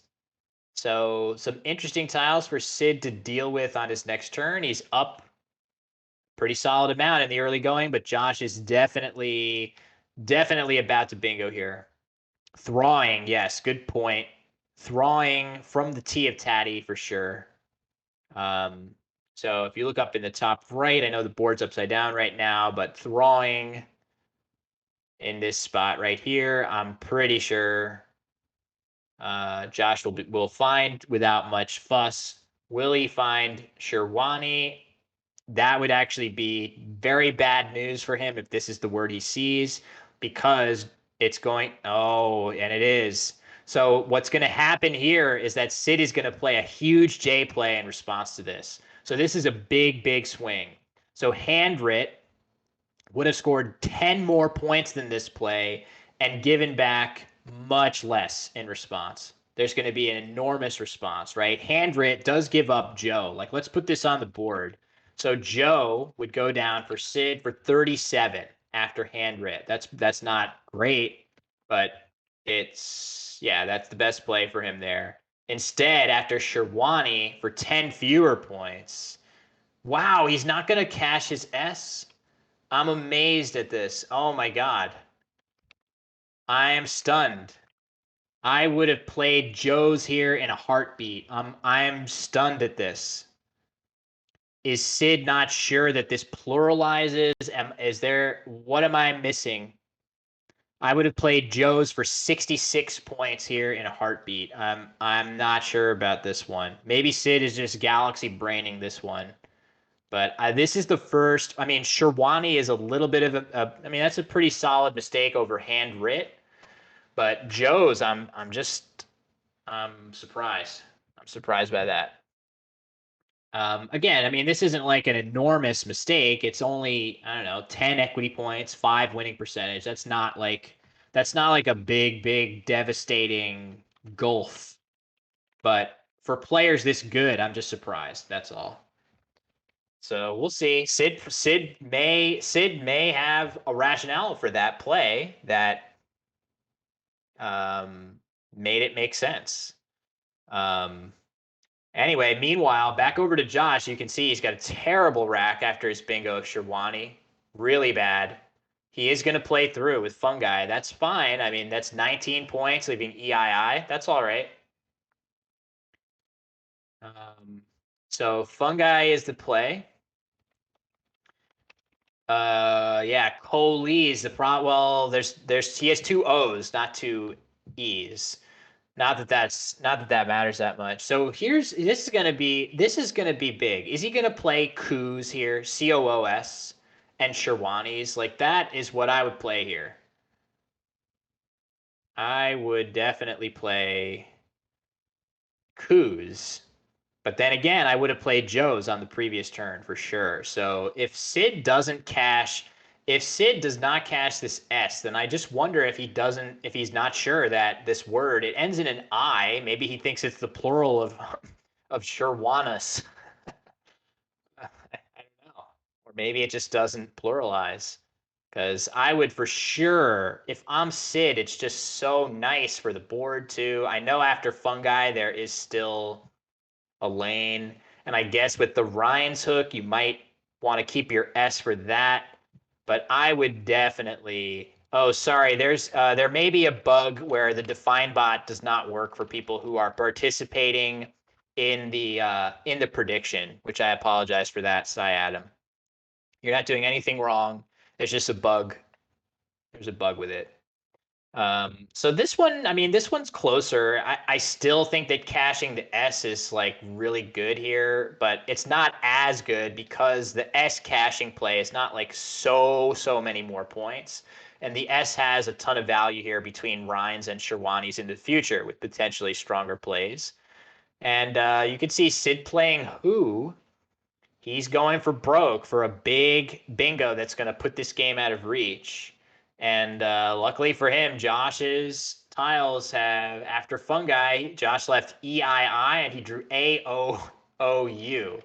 So the nice thing for Josh is like, after your rack gets to a certain point of crappiness, it doesn't really matter how much more crappy it gets. You're going to exchange, right? What does it matter if it's like somewhat crappy versus incredibly crappy? You're still going to exchange. So for Josh, he quickly exchanges, leaving an E. And Sid draws into bingos. Oops, what did I just do wrong? I put too many words, put too many letters on there. So yes, Scantle. Yeah, that's true. Yes, there we go. The Sag. Sag for no Scantle and Sherwani, which would have scored something in the 100-point range. But man, again, I wonder what could Sid do if he doesn't cash this S hook here? Claw? I mean, what would you do? It's clear that Sid has some kind of idea that keeping the S is going to end up being more valuable to him. Oh, look at that. Look at Josh's. Josh is drawing Achieve, and I don't know if it plays anywhere. That's sad, if so. An unplayable Achieve. That hurts. That hurts. Unless I'm missing something. So Sid's having a think. You can see the clock again is starting to get a little bit in the danger zone where Sid's used a lot more time than Josh. What will he do? Man, it seems like he's not gonna cash that S. What is he getting ready to play? Talc. He's getting ready to play Talcs and Rhines. Is my guess. He's shifted Talcs onto his rack in such a way that I think he's going to play Talcs and Rhines. So we put that on the board. That's 36 points. If he cashes his S hook with Sherwanis, it's like between 10 and 15 more points or something like that in that spot. So where is this going to go? Yeah, he's played it there. We'll have to see. We'll have to see what he thought about that. Well, maybe we'll get an opportunity to hear from him. But this is kind of a surprising trajectory here. So all right, Talx does go down. Sid is still in firm command. Oh, that's right, Fungic. I did not see that hook until now. It crossed my mind earlier, but Achieve does fit on the board. Wow. I totally forgot about that. Great play, Josh. Okay, so he sees it. He sees it. And that is a big play for Josh to get right back in this game. So Sid, great play. Sid with EN. Let's see how that fills out, and we'll see what Josh redraws. This is a big moment here. If Josh manages to draw really well out of the bag, ooh, Never mind that. Sid, as soon as he turns his tiles over, he sees he's got the massive rebuttal to achieve of queen for 72. It goes down instantly. He wastes no time. So Josh, after fighting his way back into the game, instantly gets hit with that big play. But I have to say, there's 3 S's unseen here. And I'm just wondering if Sid is feeling gun shy about the S hook on Sherwani. Um, is that going to be a spot that Sid never uses, even if he draws an S, and that Josh eventually does hit? Oh man, Sid's drawn really poorly. So yeah, suggestion in the chat of just Josh playing Bifida to the A of Talcs. That looks great, especially at a deficit, just to continue to open more space on the top of the board. The row 3 after Bifida still is, yeah, there it is. That's the play we like. Good play, Josh. So that's a really good play just because it's kind of a sneaky sevens line underneath it, ending in ED, ES. You might get a play on top of it with an A, right, for AB, but that's not nearly as likely as, playing something underneath Bifida. So it actually is a good way to make some more space on the top of the board, and it scores 36. What more could you want? So will Josh draw the S? And will he draw it with some good high scoring tiles that let him really hammer that spot? The answer, no. No S. No S. And not good. Not good, as he has spelled out. But for Josh, yeah, it's not a good rack. Josh's rack is not good, as you guys are all pointing out. Absolutely spot on. I guess the saving grace for Josh, though, is that also Sid's rack is not very good. Both players not doing so well. There's still 3 S's and a blank to come. Those are going to decide the game in large part. The Sherwani's hook is still just sitting there waiting to score in the 40s and 50s with almost like even weak tiles are going to score very well in that spot. If I'm Sid and I have any doubt about whether that is a word or not, I would try to block it here. Right? Like if I'm Sid, I'm up by a pretty good amount of points and he just plays a new. That's a good play. I mean, that's solid. That's one of the top plays in this situation. Doesn't open anything anew for Josh, pun intended. And Josh with not good on his rack. Yeah, if I'm Josh, again, he's just played off 5 tiles with Bifida. He hasn't drawn an S or a blank. I would probably try to play something. I would play as many tiles as I could, and I would probably play Hot Dog here, frankly. I think playing from that H, playing Hot Dog, drawing 5 more tiles, trying to get that S and blank seems warranted for him. And his chances are going to be good. If he draws S blank and he plays an S hooking play, and there it is. Good job, Josh. Hot Dog goes down. And back over to Sid. What is he going to do here? There's definitely a lot of, scary things for Sid. His lead is not enough to where he can just sort of hone in on one spot that he needs to block. There's a lot of stuff on the board now to worry about. I don't know. The real question is, how worried is he about Sherwani's? I'm just not sure of that. So it looks like Wrap. He's getting ready to play Wrap on top of Bifida. That makes a lot of sense. The reason that Wrap is better, even though it leaves EOA, right? You could just play Awa on top of Bifida, leaving a much more balanced leave, but the resulting bingo line in row 2 is significantly better than if you put a W out there. It's much, much harder to end a bingo in an E or an O necessarily than it is to play Awa, and then you can end your bingos in D, R, S, T, N, E, anything. So that's what Sid's thinking. And there he goes. He plays it. I like that play positionally, even though it leaves EAO, which doesn't feel good. But that seems warranted here. All right, so Josh has drawn an S. Now what's he gonna do? Is he gonna cash the S hook here? He's trailing by a lot of points. The S is definitely a valuable tile, but it's valuable as a scoring tile here. If I'm Josh, I don't see any way I'm not cashing the S here. Not only that, there's some chance if I'm seeing that Sid played Talcs, right? Earlier in the game, Sid played Talcs when he could have played something with Sherwanis for 10 plus more points. There's some chance that Sid's going to challenge the S hook on Sherwanis. Or else, why didn't he play there before? So I think there are many, many reasons here for Josh to cash this S hook on Sherwanis, play GIES or Noise maybe.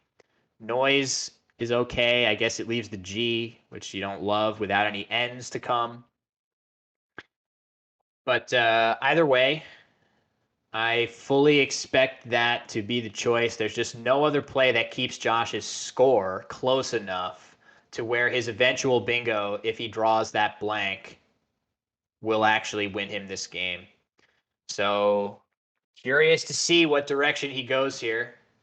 The game kind of hanging in the balance. Josh up 2-1 so far through 3 games. This is game 4 of the night. We're playing 6 in total. And this is just the first of 4 nights of the Montreal Matchplay Championship. Friday night, we got 6 games for you. All Saturday. Okay, there we go. There it is. Pretty sure Sid just said hold. And he's smart. Look at his reaction. Look at his reaction. I think he's saying to himself, oh, shit. Pardon my French. I think he's saying to himself, oh, darn it. Fiddlesticks. I think I could have played there before if this is good. He's saying rats. Drat. Dag nabbit. Okay, so I think Josh is courtesy drawing, but Sid is still, it sure looks like Sid's still holding him. So yeah, he's clearly thinking, what do I do here? Do I challenge this? I think Sid eventually is going to opt not to challenge, is my guess. Hey, it's a follow from Puneet. Nice to see you, Puneet. Oh man. Okay, so Sid clearly opting not to challenge, and Sove will be Sid's play. And oh man, does this so Josh has a 7-letter bingo on his rack. I don't think it fits anywhere. And Sove is definitely a good play to use up a lot of space on this board, blocking off that E of achieve, the D of Rhines, right? A lot of different lanes getting taken out by this one play. Makes a ton of sense. Josh is he has the 7-letter oinomel. I actually mentioned this earlier. I think I got Josh's rack wrong when he had this, but nowhere for this word here. And Josh is going to struggle to create space, but look at Sid's rack. Oh man, Sid's rack is horrible. Sid's drawn absolutely terribly, and he has not drawn the second blank. So unbeknownst to Josh, he actually has much better of a chance than he could imagine here. He definitely has a chance to play something that scores decently and draw that blank, right? He could play low main if he wants to. He could play low main through the E of Sove and draw 5 tiles into this bag. I guess that's a little risky leaving 2 vowels. There's not that many consonants left. So if I'm Josh, I want to hang on to as many consonants as I can. Not sure the best way to do that. Not sure the best way to do that. Just igloo or something. But either way, Josh has to imagine for a second that there is enough space still available on this board. I mean, where can he play? Does he play Mool or something? Trying to set up Moolah? That's a little too risky. I'm just not sure what Josh is supposed to do to open more space, right? So he has the sevens lane underneath wrap. Okay, he's gonna play low main. That makes sense. It puts an N out in the lower corner of the board, But Josh is going to need to dodge the vowels in the bag, and you can see Sid has them all.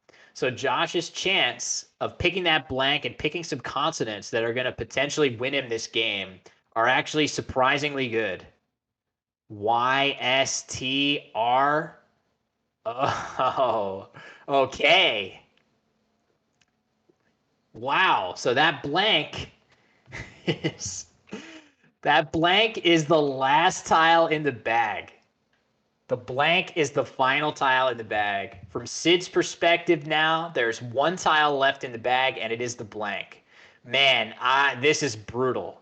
So if I'm Sid, I'm not up by anywhere near enough points to feel comfortable here. There are definitely things that Josh can have that fit in the top part of the board. And I guess the real question is there anything to the N? I guess there is. If the E is in the bag, Josh has klystron to the N. So there's definitely some scenarios where there are things to the N that Sid could block. But yeah, the top of the board is definitely the way to go, blocking that top part. And that's going to, I mean, Sid's going to pull that blank out of the bag and his eyes are going to bug out of his head, or he's going to laugh, something like that. But I have to say, there's kind of scary, like something like rookie through the O of Sove does score a lot. So if Sid doesn't score decently, Josh is going to respond with a play of like rookie there that scores a ton. Block down from the W to avoid giving sixes to the triple. Yeah, that might be the way to go. That might be the way to go. Oh man, he just plays EAU for 14. So I think maybe he's saying I more have to worry about plays ending in like ST as opposed to those 7-letter words ending in an E, which Josh can potentially still have, I think. Restoke, right? Like if the Y is in the bag, if the Y is in the bag, Sid will still lose to restoke after a play like this. Sid has no time. With 25 seconds, he plays EAU, and he's going to draw the blank out of the bag, and no reaction. I thought he was going to be excited, but I think maybe he knows that this game is a little closer than he would think. But with the EU, I think the nice thing about leaving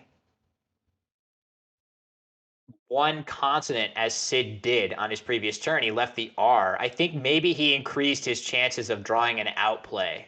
Maybe that's what he was thinking there.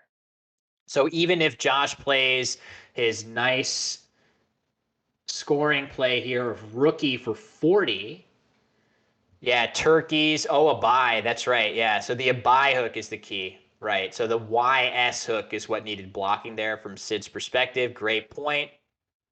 So that was definitely more threatening. There were still absolutely ways that Josh could have won. But yeah, if you leave no consonants, right? Like it's actually really tricky. There are plays that you could make that would block more conclusively, but if they didn't give Sid an outplay on his next turn, Josh could definitely win this game with an out and two. So the only way Josh can win here is if Sid does not have an outplay here, and Sid does all over the board. He'll have plays. So, wow, very, very interesting, close game. And this game, to me, all's well that ends well for Sid, right? I feel like this would have been a devastating loss for Sid if he discovered that he had all these Sherwani's plays that he passed up.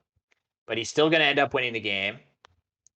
I think Josh will very likely play something like rookie just because he knows there's no real way to steal this game. Right? Like what happens if apparently it wants frisky for him and then just recouped. Yeah, so recoup is available to the P of pre-meal, which that's easily enough with all the other stuff available. So there's no point blocking anything. Josh does play rookie. I guess that does give the outplay of Euroki. And Sid just trying to get in before the clock expires. He plays Rouse for 11 points at the top. No big deal. Sid ends up winning by a final score. I know it doesn't look right when I do this, right? Yeah. 423 to 402 in favor of Sid in game 4. Wow, these games have been really good. This is like really the first one where I've actually where I would disagree with anything. Played Rouge because he wanted an extra G to stick it to Josh. Yeah, probably. I would do that if I thought of it in the moment. Although with 6 seconds on my clock, I probably wouldn't think too hard. I would just be interested to try to get through the game. But yeah, no, some good G trolling is definitely, as we know, gotta hit that G spot, right? Right, fellas. Sorry, I apologize. It's emboldening to not be on camera, to make these jokes. You don't have to look at me as I deliver these jokes. Um, so yes, that was a really good game.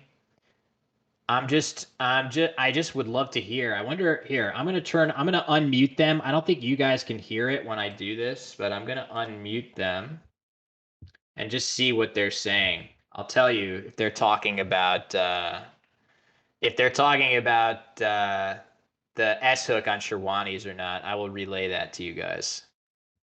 But all right, we're 4 games in. It's 2-2. We got 2 more games coming up tonight, and followed by a boatload of games on both Saturday and Sunday.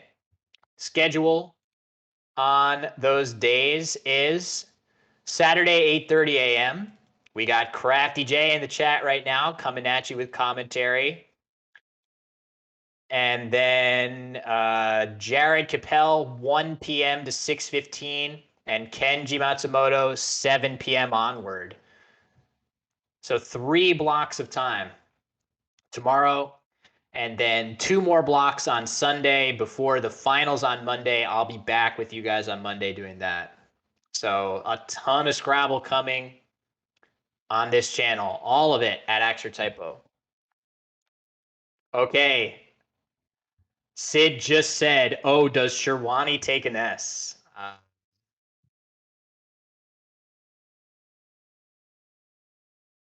Yeah, Sid also saying he wasn't sure about pre-meal. Okay, so there's a couple funny comments being made there. Um, all right.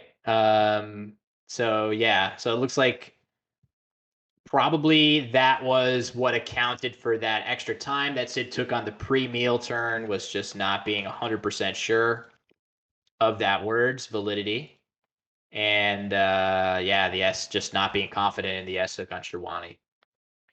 But I mean, that's, there are mistakes. There are like positional mistakes and strategic mistakes, and then there are word mistakes. And it just, we still have yet to really see a play that I would classify as a big positional mistake. That's not terribly surprising from these 4 players. I'm pretty sure that, Josh, Sid, Noah, and Jackson are, I would each consider them to be my superiors when it comes to positional Scrabble. The only edge I have on a lot of these guys, probably not Noah, frankly, depending on his level of rust or word study, is the only thing I have on these guys is words. um, so I'm excited to learn from the really high caliber of play that we're watching here.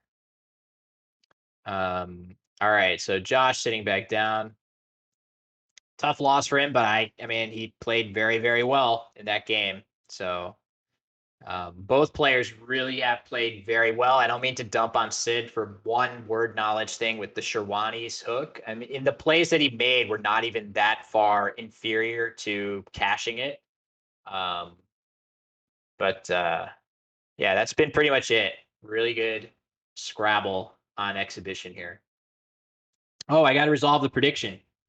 Okay, so prediction. Who wins game 4?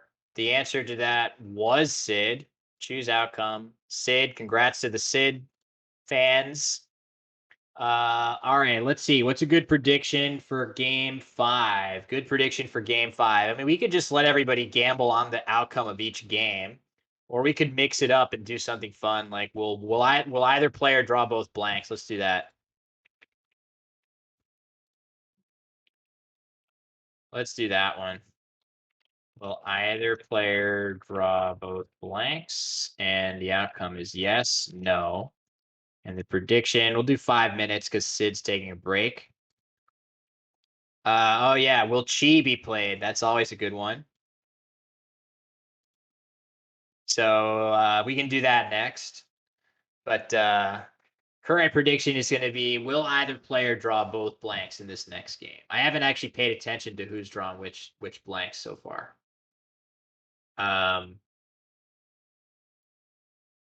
Will will QBAP be played? Only one of us has ever achieved that milestone.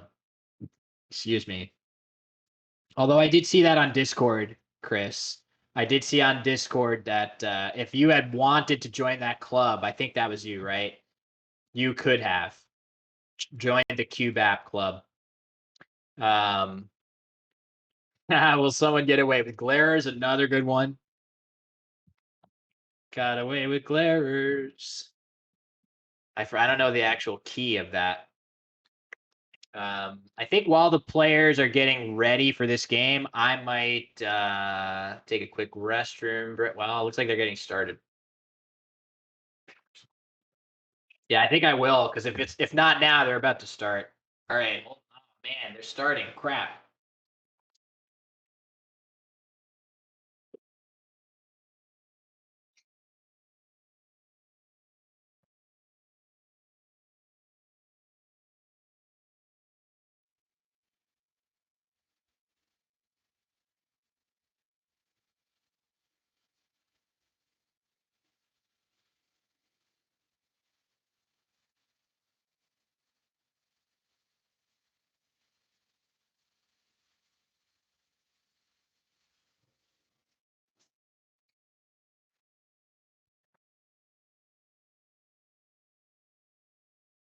All right, all right. What do we got?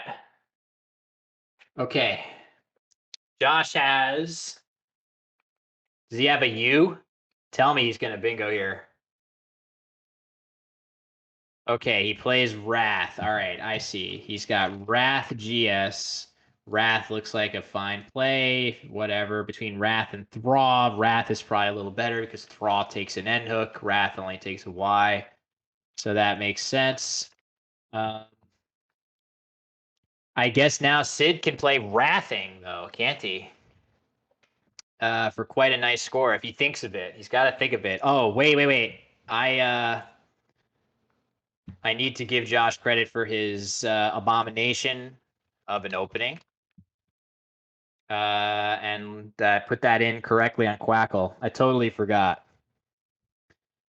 Rogers, he says, good luck, Joshua and Siddharth. Good luck to the players. Josh forgot to update Sid's win total. It's 2-2 right now. These two guys are going to play a total of 11 games against each other. We're going to see 6 tonight and 5 tomorrow morning, starting at 8:30. Okay, I think Sid just put ing together meaningfully on his rack. I bet he has now spotted the possibility of hooking it. Yeah, does he know the word to be valid is the main question here for him. So yeah, we'll just have to see. My guess is he sees it. Wrathing, yeah, oh, it was Thrawing that was available. Thrawing was available. So the anagram of this. I wonder, can you guys hear Zoe howling because she's trying to bring me a toy? I hope it's not coming through. Anyway, Sid is, yeah, it looks like Sid is stealing himself to play this, and Josh's rack is absolutely terrible. So I'm pretty sure when Wrathing goes down, Josh would have the option, if he wants to play Chi. Maybe he would consider it. I don't know. Try to draw an E. Right, if Josh plays Chi, okay, here comes Wrathing. Is Josh going to play Chi and try to draw an E for Gladys here? I doubt it. I think he'll exchange, maybe. Okay, Wrathing for Sid gives him a narrow lead. All consonants for Josh. I think it's, tempting given that there are no E's on the board, but I would exchange here for sure. You just can't pin your hopes for next turn on drawing only a few, 12 tiles out of the full set. So we shall see. We shall see. I would expect him to dump all but something like ST or LST here.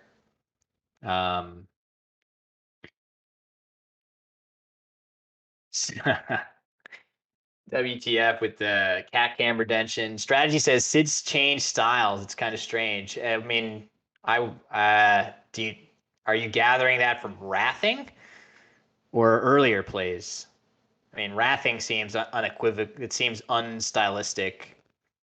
But there have been earlier plays that were kind of interesting for Sid. I think he still has, his canny positional awareness and willingness to play defense, but yeah, a couple plays where I thought he would go harder for it that he didn't. Oh, panting. I didn't even notice panting. How many points does that score? I wasn't even looking at that. 40 points leaving 40 points leaving just an A. Yeah, that's absolutely worth mentioning. For some reason I didn't even think of it. I didn't even think of that. Okay, Josh exchanges leaving ST. And Sid has not a great rack for Sid. You should be able to overlap though. I think it seems very clear that overlapping is called for here. Lots of ways to do that here. Yes, good, very true regarding panting. For some reason, I just did not see that. Yeah, and I agree that. Okay, what is happening here? Meep. That's pretty good. That scores 25. Blocking off a lot of the board. I mean, one other option there was to play Powa in that same spot. That makes an S hook with Spa, right? So Powa in that same spot. Neep, much tougher to play a 7-letter word on the resulting board. So I think we like that choice. It also scores a few more points. That never hurts either. Okay, Josh looks like he has ZIB spelled out there. Is he going to play Zibet to the ET on the board? That seems reasonable. Or is he going to play Civet there? Very interesting. So looks like Josh has some thought of what happens to me if I keep the Z instead of play it right now. And I just wonder, does it actually work out well for him? Where does that Z fit? I don't know. I mean, the Z is just in general a nice tile to keep, I guess. Odds of getting a good play with it somewhere or other are always decent. Also, Zibet, I think maybe the reason he's balking at that is you just get really, really easy underlaps with Za. And in fact, Sid has A's. So playing Civet instead is way better for average score. What's a Z? Yeah, sorry, the Z. I will never, think to say Z. I do get that this is taking place in Canada, but I have no chance of deprogramming my many years of thinking of that letter as the Z. I apologize. So yeah, Josh, I think that's probably the crux of the decision here is Civet versus Zibet. What do I have more tolerance for, right? Zibet scores 12 more points. It also gives back really easy, not just underlaps with the A. And he plays Civet. I like this. I kind of like this. I think between the larger but look at that, the maximum punishment possible. Oh, that's just bad luck. There's no, I mean, I guess it is a somewhat of a consideration that the C is easier to bingo to than a Z. I mean, that's just like the maximum worst case scenario of putting a C out there instead of the Z.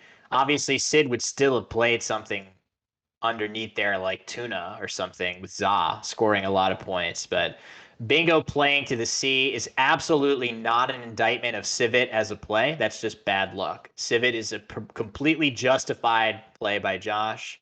And while we're at it, a Duncate is a very nice find by Sid. Didn't even draw a Za play. Yeah, feels bad, man. That's right. Well, more consonants. How many turns has Josh had all consonants here? He had the all consonants with the Q. Then he exchanged 5 of them and drew 1 vowel on the civet play, and now he's back to all 7. So whatever Josh does here, I don't know what he's supposed to actually play here, but if he exchanges, he will have to keep that Z in addition to the S probably, just because that Za hook, as you got, or the Za scoring spot, as you guys are noting. Who won game 4? Answer is Sid. It's 2-2 right now. We did not have the update yet. So, yeah, it's been really good Scrabble so far through these 4 games. Wow, look at that. Look at Sid's rack, by the way. It's kind of a nice combination of he's got that X that if Josh exchanges, Sid is gonna just play Ox or something alongside a Duncate, leaving an incredibly powerful leave with ing in it. And if he plays Ox in this spot, right? Like let's say Josh exchanges, Sid has Exoting. He'll play Ox here in such a way that this resulting spot is going to allow him to play ing words with God. Go with God. So Sid's got to be feeling good right now. He's up a lot. Josh is in a really bad situation. Not 100% sure what I would do here if I'm Josh. I guess I would be tempted to play Futz here, but I think I end up exchanging again, frankly. And it is an interesting question too of like Josh has an S, he has a Z and 2 S's. So looking at Quackle thinks he should exchange one of his 2 S's back into the bag and keep ZS, right? And that never feels good. We're all taught like the S is incredibly valuable. You should definitely value the S, much more than the other tiles. And now you're telling me I'm supposed to exchange it. But of course, the Z and the S aren't super synergistic together. The reason you would be keeping them is not that they synergize well, but that they're just good tiles individually and that you're going to get a good 1-2 punch with them.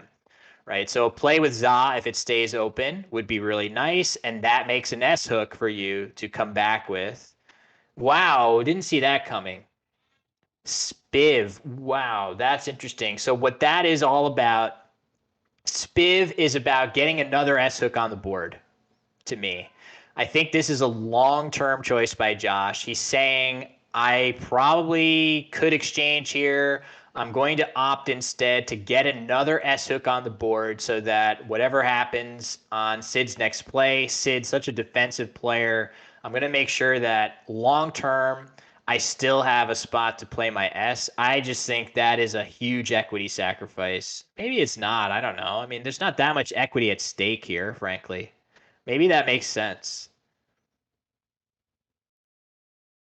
I don't know. Anyone have thoughts on Spiv? I didn't see that coming at all. But I think maybe this is the sort of play that I struggle with. These long-term plays. What number of game is this? This is game 5. The score is actually 2-2. Josh versus Sid. What does Quackle say? I mean, I'm a little distrustful of what Quackle should say just because Sid is going to play very differently than what Quackle expects he will do here. Of course, in this particular case, Sid is going to play Ox because there is no other choice. Like, Ox is what Quackle would play, and it's very likely what Sid's going to play. But Quackle says he should exchange, and it also says Spiv is, if he's going to play something, Spiv is what he should play. So given that, I kind of am more inclined to say, Josh might have a better idea of what's going on. I'm a possum with the tier 1, 3 months. Thank you very much on behalf of axcertypo, who is competing right now, as you can see. What would Nigel do? I don't know. I have no idea. All I know is that Nigel would definitely want to keep that Za spot alive for himself. Nigel being so good with those setups. Okay, so the Za spot got blocked, but Josh can still play Zarf, and he's gonna, okay, nearly immediately he's going to do that. So Ox going down eventually for Sid. That looked like the right play. And Josh playing Zarf for a really nice score. Maybe was that on his mind? Did he just draw the R? No, he did draw. He drew AR. So I was wondering if maybe he was really close to Zarf. But keeping that Z and playing Spiv instead of exchanging looks like it worked out pretty well for him. He scores almost 50 points there, and now he has 2 S hooks on the board with that S that he has. So the real question though is Sid gonna brick his bingo draw or is he gonna hit? Okay, well, A blank. That seems like somebody correct me if I'm wrong. That seems like a pretty good draw if you're trying to bingo. And Josh drew MBFE. So a tale of 2 draws here. We'll definitely see Sid be bingoing here somewhere. Wherever I think given the score, Sid might be inclined to play something a little more closed than usual, right? Like he could play stuff from the W, like watering. Watering is his highest scoring bingo, combined with wing beat from the W of wrathing. But that creates so many floaters. And I think let's just see if Sid does that and grabs those points, or if he plays something a little tougher to work with. I could easily see him sacrifice points here to create a board like, I don't know, what's annoying to play. Like some of these plays from here, if there was a way to prevent scoring plays to the triple, maybe anteing or something like that. I don't know. I'm not sure what's the most defensive option. Maybe like vintage. That's a big sacrifice, but it's a lot harder to do anything. These floaters aren't nearly as good as the floaters after watering. What's he got lined up there? Is he gonna play genital?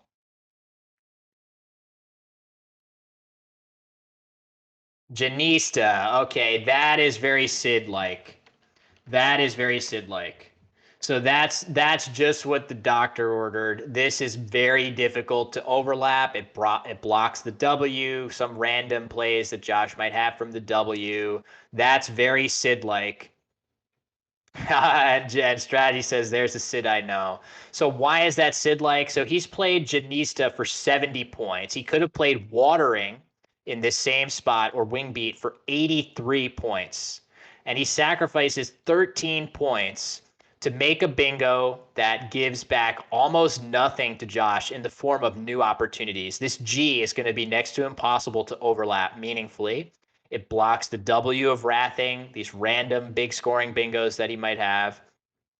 And it leaves Josh with the only options that Josh has for bingoing after Janista that are realistic are near the columns B and D, or sorry, B and E, either of which will give back something good to Sid if Josh ends up playing there, right? So anyway, Josh ends up playing Fab, which he's definitely in big trouble in this game. Fab is definitely a good play. Not a great post bingo draw for Sid, but I don't think he cares. Looks nice until you realize that column 11 parallels just open up S hooks that are pretty much unblockable. Yeah, that's true. That is true. So, but those parallels are pretty weak, right? Like I'm not terribly worried about parallel plays in this spot. If you're making a good S spot, it's probably just going to be through the like parallel to the ENI of Janista, which is I'm not terribly worried about that. Or wait, column 11? Column 11, 1, 2, 3, 4. Yeah, column K, I guess. But either way, I think those plays are still like it takes more effort, right, to make a parallel play to Janista that sets up an S. Like, what do you need to do that? You need a good parallel play in that spot, and you need an S. Whereas after watering or something like that, all you need to do is spike any 8-letter word through T, E, R, I, N, and G. So much easier to just draw something that instantly bingos. But I do agree. I do agree that those reparallels are very annoying to deal with. It's just that the fact that they take multiple turns to achieve is I can live with it. Curio seems fine. Yeah, that's true. Curio right there. I mean, that seems pretty good. It's always nice to get the C out in space, just to wall off even bigger chunks of the board. I guess from Sid's perspective, maybe he doesn't want to make such an easy sevens line. So Curio on the board there, you can see column L is a little bit easier to hit. Yeah, you know what? Gelating from the G of Wrathing. That's probably the way to go, isn't it? Those tiles, if we go back, that's a good point. On the Janista turn, if you just play Gelating at the bottom of the board, the only thing that's remotely worrisome about this is the G, right? This W is not concerning. It's going to be next to impossible to hit it without a perfect rack. And the only thing that's worrisome is putting a G there, which isn't that bad, as we know. Josh is not a big fan of the G anyway. All right, oof goes down in the lower left corner. That certainly opens nothing new. Nothing new to Josh. And Josh has decently synergistic tiles, but there's no 7-letter bingo here. And obviously the score not in his favor either. Yeah. And look at that. Sid to Sid's leave of IICUR. He drew E blank. So I think that's all she wrote for this game. Like, Josh definitely needed some of that, some of the goodies later on in the game if he was going to come away with this one. Watering seems like a good play if you were behind. Absolutely, right? If you're behind, it makes all the sense in the world to throw open so many nice floaters like that. But of course, Sid definitely aware of that, and I'm sure that was on his mind as to why he did not play that. So Josh looks like he's leaning back. He's thinking to himself, "Oh boy, what do I do?" There's nothing terrifically inspiring for him here. He has to continue to hope for drawing something with Fabs that throws the board open again. Oh, what's this? He has a content play lined up. What's he thinking of? I don't even see what this content play is yet. Oh, Bode. Bode. I see it. Yep. Okay. I got you. It's Bode. Okay. So the idea is potentially Bode setting up this A. I think Sid will probably burn his blank on that, frankly. If Josh plays Bode here, setting up his A in, and really there's only two more unseen. I still think Sid is going to play Curii here. I think Sid's going to block it by burning his blank here. I think it makes sense to do. Yeah, Curia. I think you even tack your Eon. Oh, Auric, sure. Auric, any of those. I fully expect Sid to burn his blank here. Whatever he chooses. Auric is probably slightly better than Curii, just from a board position standpoint. You don't need to put the C out where Josh might hit it. And of course, if Sid plays Curii, he's going to give Josh Clematis or Climates. So this is a pretty big swing, actually. I know he's still gonna. He's got good tiles here, but this is actually kind of a surprising swing. There's no 7-letter word in Josh's rack. Okay, there it is. Sid's figured it out. Yep. Sid has figured it out. That he should not play Curia and put that C out without a reason to, and he could play Auric and score very well. 48 points. It's well worth burning the blank here. And that's a very clever play by him to respond to the threat that Josh has just made. But yeah, this would have been absolutely brutal. Like, imagine for a minute, from Josh's perspective, imagine for a minute if Sid did not have an A or a blank. That spot is impossible to deal with. There is no dealing with that, right? Like, the only way you're going to deal with that is a 7-letter word ending in O with oof. So that's a very good play by Josh, just to make a spot that is impossible to deal with and actually gives him a realistic chance there. But Sid had the blank, makes a good play. Definitely a good nuanced play to play Auric instead of Curii, and that's going to make a big difference here, as Josh is again not going to bingo, and he would have bingoed after Curia or Curie in that same spot. So Sid all over this one. I know the match score says 2-1, but it's actually 2-2, and it's definitely trending towards Sid being up 3-2. You can see he's up huge in this game, over double Josh's score. Haven't really had much of an issue with any play that Josh has made. The only play that seemed like a curveball to me was Spiv, but as I thought about it a little more, I started to like it. But of course, when you're up against racks like what Sid has had, like eating blank and the second blank shortly after, there's not a lot of your long-term plans that are going to work out well for you. So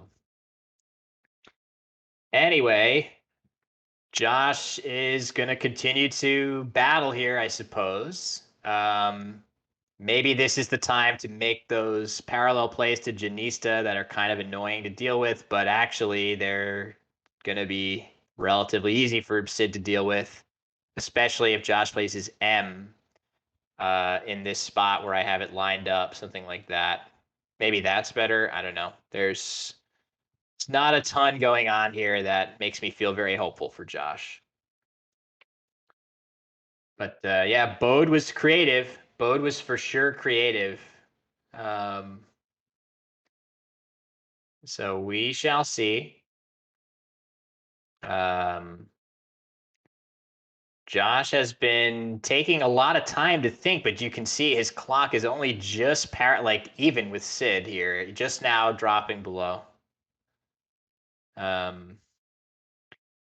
Yeah, something like, yeah, am. So the idea of just am in this spot, spam the squid to support Sid. Oh, by the way, I can resolve the prediction, can't I? Sid drew both blanks. So the prediction was, will either player draw both blanks? And wow, 94% saying no. The answer is yes. Sid has drawn both blanks. So somebody is getting a nice payday here. Somebody getting a nice payday. Cy Adam getting some nice points. Not sure who else believed that they would. That squid spam is so funny. But yeah, I feel like the Josh supporters in this game are, it's a little demoralizing to look at the scoreboard. But the good news is he gets another game before we end for the day, and then he gets 5 more tomorrow. Yeah, Josh's Nightbot, once again, reminding you guys that he's playing. If you're wondering where's axcertypo, you can see him playing. You just have to deal with me instead today. So it is definitely my pleasure to be here. A lot of the commentators tomorrow are already in chat. We'll have Strategy doing some commentary in the afternoons and evenings. I think tomorrow evening and Sunday afternoon. Crafty J doing some commentary, as well as Jared Capel. Oh, look at this. Wait, what happened here? Is it, are plays being I guess they were recounting a play. All right, stand by while I drink some water here.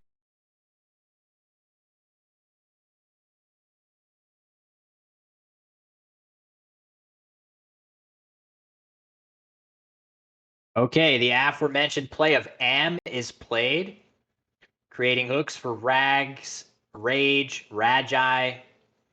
Many plays in that spot, but I think Sid is going to. Oh well, Sid. It looks like Sid is considering playing jibe and just leaving that stuff open. Which maybe this is a play that Sid is a changed man, right? Like you could definitely imagine Sid blocking instead of just playing jibe there. I think jibe is a perfectly strong play. I think sometimes you might see Sid make a more blocking play there, and we are going to see Josh bingo here. He's going to play Lenites or something. I don't think he can do too much better than that. And what will Sid have in response? I don't know yet.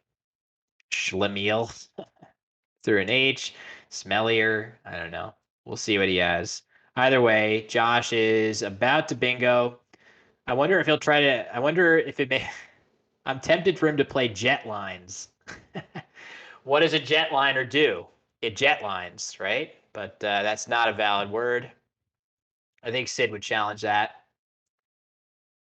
It'd be nice to get the extra points, but I guess even the board after jet lines is pretty tough. Like it's going to require some opening again to play a second bingo. So all right, what are we going to see here? Set line. I wonder if he's just missing. Is he just missing Lenites for a few more points, or is he trying to get the S out in space? Oh, you know what I bet this is about? It's about Josh sacrificing a few points to get that S of set line out into a lane where you can end a word in S. I'm sure that's what it is. And you get the second lane open with Ragey and Rages. So the two lines open at once with that play, as opposed to Lenites scores 7 more points and only opens really one threat that's not even that bad. So I totally get it. Yeah, strategy says it. Yep. Strategy's on to it as well. Definitely, if you're gonna, and Josh is gonna need like bingos from here on out. Oh, wood hot. Look at that. Is he gonna try wood shot or something? Hot wood, hot woods. Will he try any of those? We just don't know. There's a lot of content to be had here. Wow, actually, I'm not sure I would have known this, but there is a bingo through the S of limeless.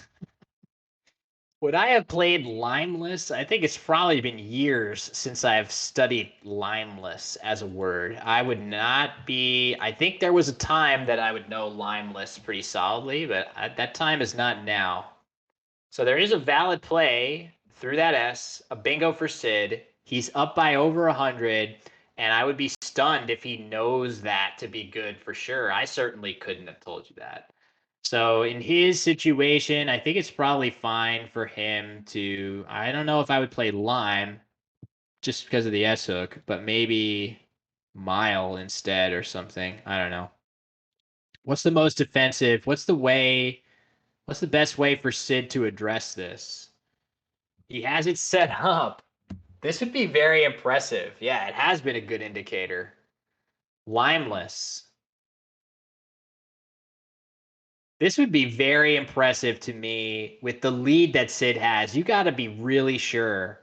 You got to be really sure, because if you have any doubt that this is a word and it gets challenged off, that is the lifeline that Josh would need here. Okay, and what's he gonna do? He's gonna just play lay. Oh, okay. Now that's my Sid right there. There we go. That is what can you say, right? Like that is incredibly defensive. He sets up his M, I guess, with ism. But that is a lot of equity to give up here. A lot. I get that I mean, he's probably winning this game almost no matter what. But yeah, that's pretty interesting, surprising. Smellies, yeah, Smellies, apparently not valid. I'm not sure if that is good in another dictionary. I mean, it's okay. Yeah, it looks like a Collins word. I'm not sure I would have known that either. So smellies, limeless smellies. Good to know. All right, so Josh with his rack of hot wood. Oh my God, that's a mouthful right there. His rack of hot wood. Don't even want to get into that. Um, so he plays wood to sort of get a letter in the triple lane that represents some kind of, incredible last ditch possibility of maybe he'll triple through that W. Of course, he draws the Q, so that should end that um, dream for Josh. It definitely looks like Sid is cruising on his way to victory again. He has MY separated on his rack. He's probably about to play that parallel to wood, which makes a ton of sense. Um, so that would just that's already a good equity play, scoring a lot of points, leaving good tiles behind, and it blocks the W and Eld's hook if you care about that.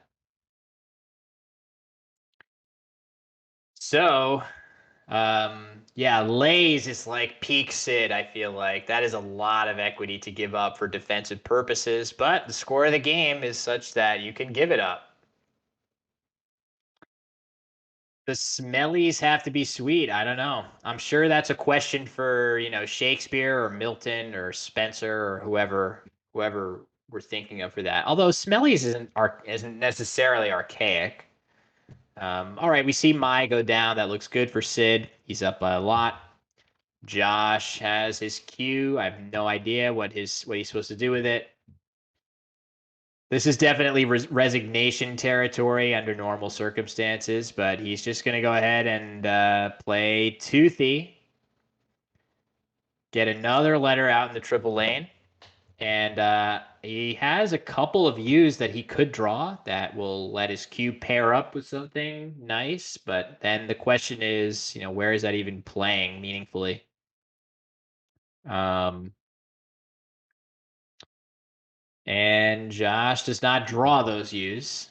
He draws a pretty clunky combo. Um, and now I would expect to see just oldsters, right? Yeah, okay. Oldsters coming down.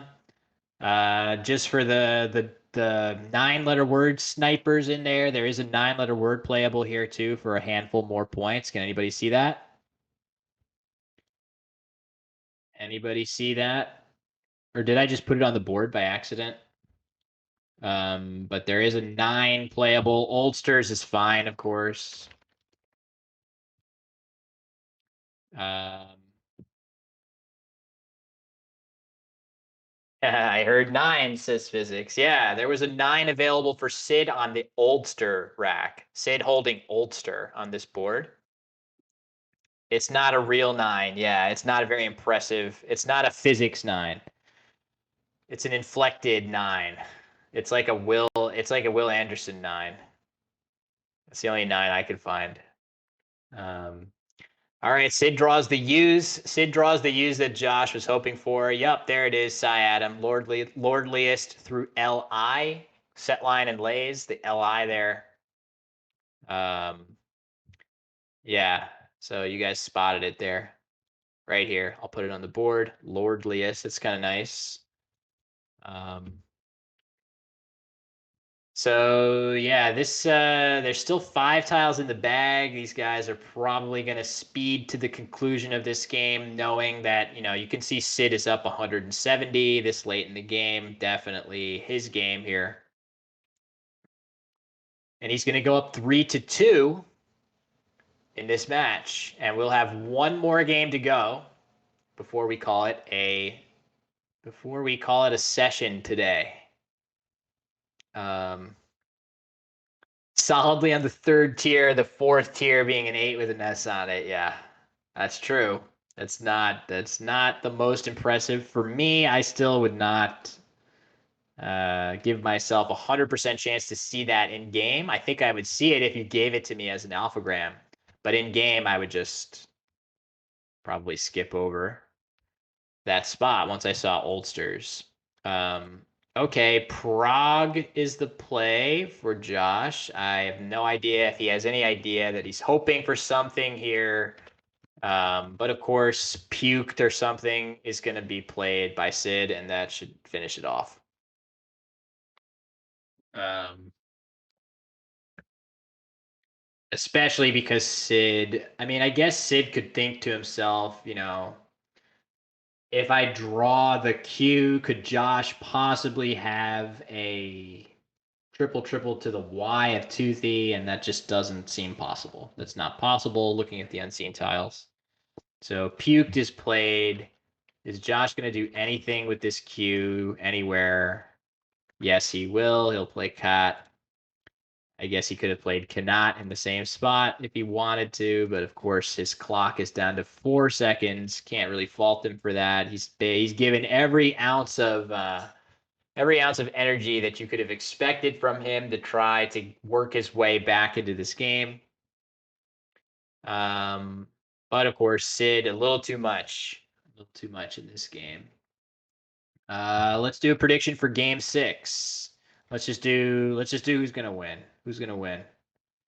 Let's phrase it differently. What will Josh after Game 6? This makes it feel like a bigger difference than who will win, right? This will be the prediction. Cannot gives Lou. Okay, that's true. Maybe a little better. So yeah, phrasing it this way of what will Josh's record be is definitely more stark. Okay, Lee is played. Moving tribute to fellow Montrealer Jason. A tie. Oh man. Well, I don't know. The tie is tough. I'm not sure how to bake that into the prediction tool. Um, yeah, let's see. What can Josh do here? He's taking overtime. That's definitely something that I do a lot is when I am in danger of going overtime in a completely meaningless situation. I don't really rush like I probably should. Probably should start to rush a little bit and like just get the game over with, but I still try to like go nice and slow and not rush overly much. I don't know. I probably need to disabuse myself of that trend. Um, but yeah, not much left to decide in this game other than the precise margin of victory. Josh is. So what did he put on the board? I don't see yet. Or he might have the tiles in his hand. Oh, he played ER and ROM. Okay, sorry. I see it now. I think he played ER and ROM. Or he's thinking of playing ER and ROM. Or he did play ER and ROM. I don't even know. All right, so I missed a play somewhere, I think. Where I don't know. At Prague. Yeah, I'm not 100% sure what I missed, but that's okay. It's not a big deal. So either way, the score is something like Sid 500, Josh in the low to mid 300s. So yeah, they can figure out if they want the Quackle file, they can have it. Okay. It will be who to go first? Josh. It will be Sid to go first in Game 6 momentarily. Let's see. I can unmute them and see what they're talking about.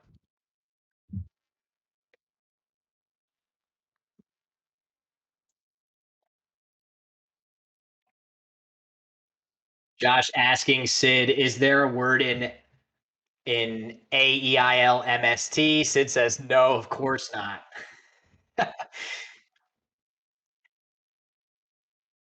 Yeah, tough.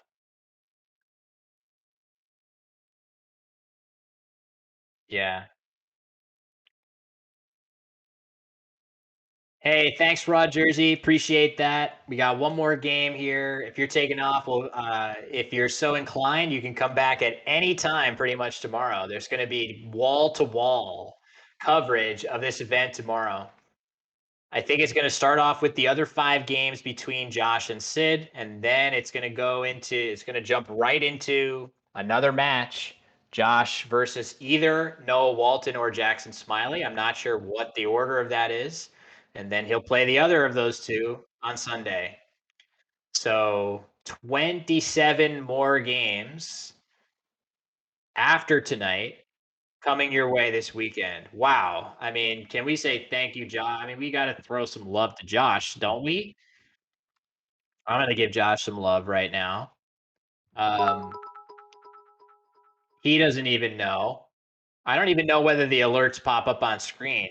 Oh, they do. Look at that. I've never cheered as a commentator before. So they're still talking over the game, talking about Bode. Josh wincing when Sid says, "Is diotic a word?"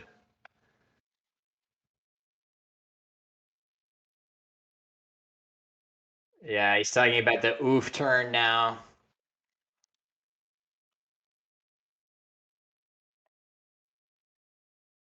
Josh says, "Don't worry, I did not miss Lenites," which we figured out pretty quickly.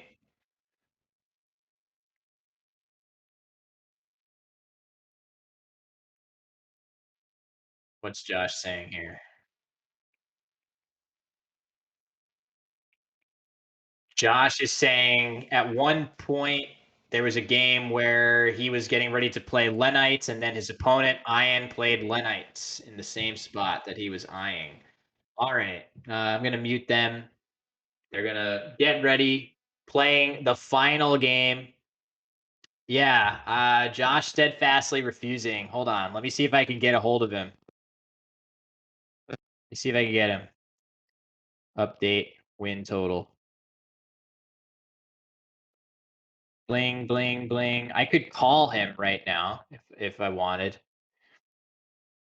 Should I call Josh and put him on speakerphone and have there be a jarring delay between okay, he sees it now, I think. Maybe? Perhaps he's in denial. Yeah. Yes.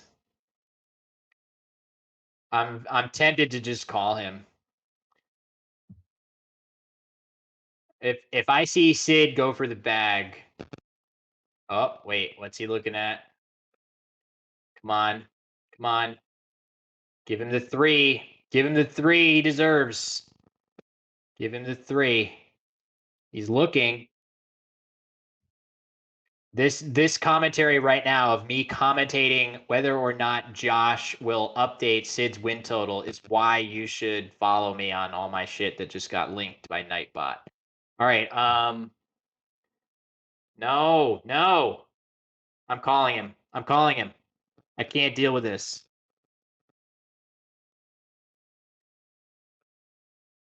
Calling him.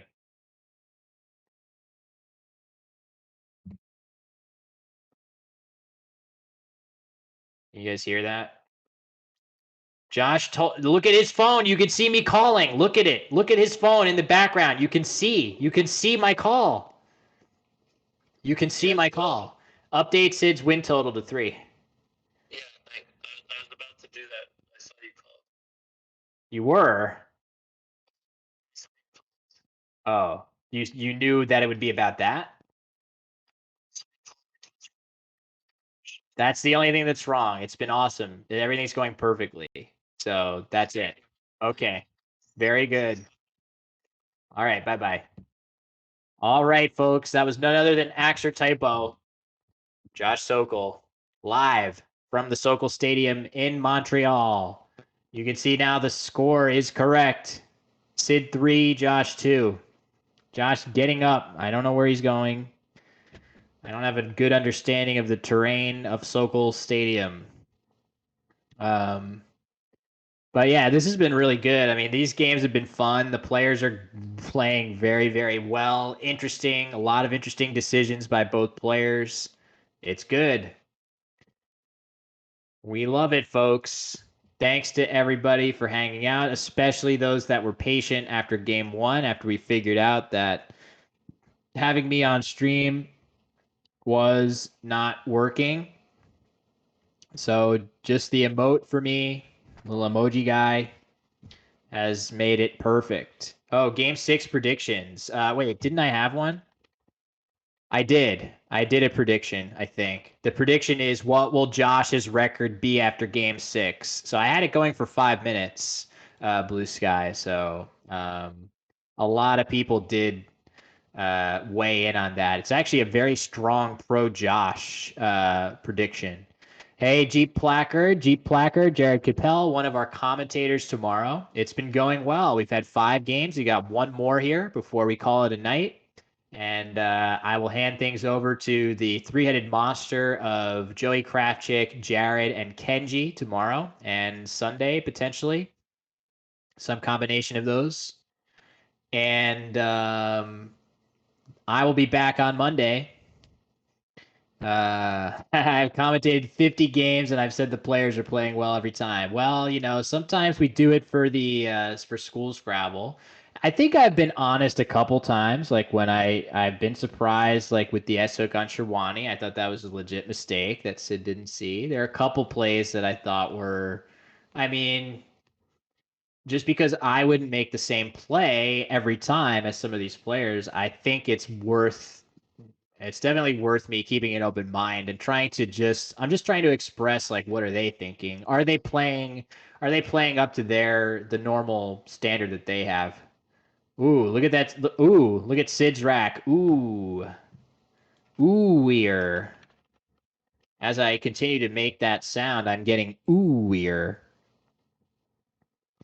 I didn't say the players are playing well. The one Scrabble Go tourney. Yeah, that's probably true. All right, so yeah, that was a tough one. But look, I try to be positive. What can I say? So Sid exchanges down to ER, and he's gonna play Sid has. Oh man, I think he's got to play Sidhus here. How could you not play that against Sid? You're playing Siddharth Murali. I think you have to play Sidhus. Even if there are better plays positionally. I guess Shahid's is slightly better. Shared's is probably a little better positionally, but come on. I guess if you're playing for serious money, which these guys are, I guess you have to try to avoid the content play a little bit. Mr. Kitty on cue says for the content. This is definitely like this would be content to play basically the name of your opponent. That would absolutely be a content play for sure. Josh is thinking about just playing Sadish. What is the score in the Noah Jackson set? Let me see if I still have this copy paste thing. I don't know if this is being updated, so don't click this expecting to see. Oh, it is being somewhat updated. So it's lagging a few rounds behind, but through 3 rounds at least, it was Jackson 2, Noah 1. Yeah, sorry, Adam. It's that same issue with it's the same issue with the prediction bot. It's just not letting you both predict. There are better oh, he is gonna play it. He is gonna play it. So the content play is what he ends up playing, and he plays it vertically for absolute maximum content possible. Sid laughing. Look at Sid, he's laughing. The odds of that happening were probably not both players laughing. How could you not? Sid has against Sid. That's pretty good. Um, Wow, what a start. So for those that think Josh is going to even the series 3-3, that is definitely a good start. He's drawn a nice bingo, a 78 pointer to start the game. Yeah, sorry. I defined Sidhas a moment ago above. For those that predicted in the prediction contest, again, for whatever reason, the older versions of the bot don't work right with the define bot when you've predicted things. Not sure why that is. So, all right, Sid has a W and decent bingo tiles. He has 2 N's. What can he do here? Is he forced to just play his W alongside Sidha's?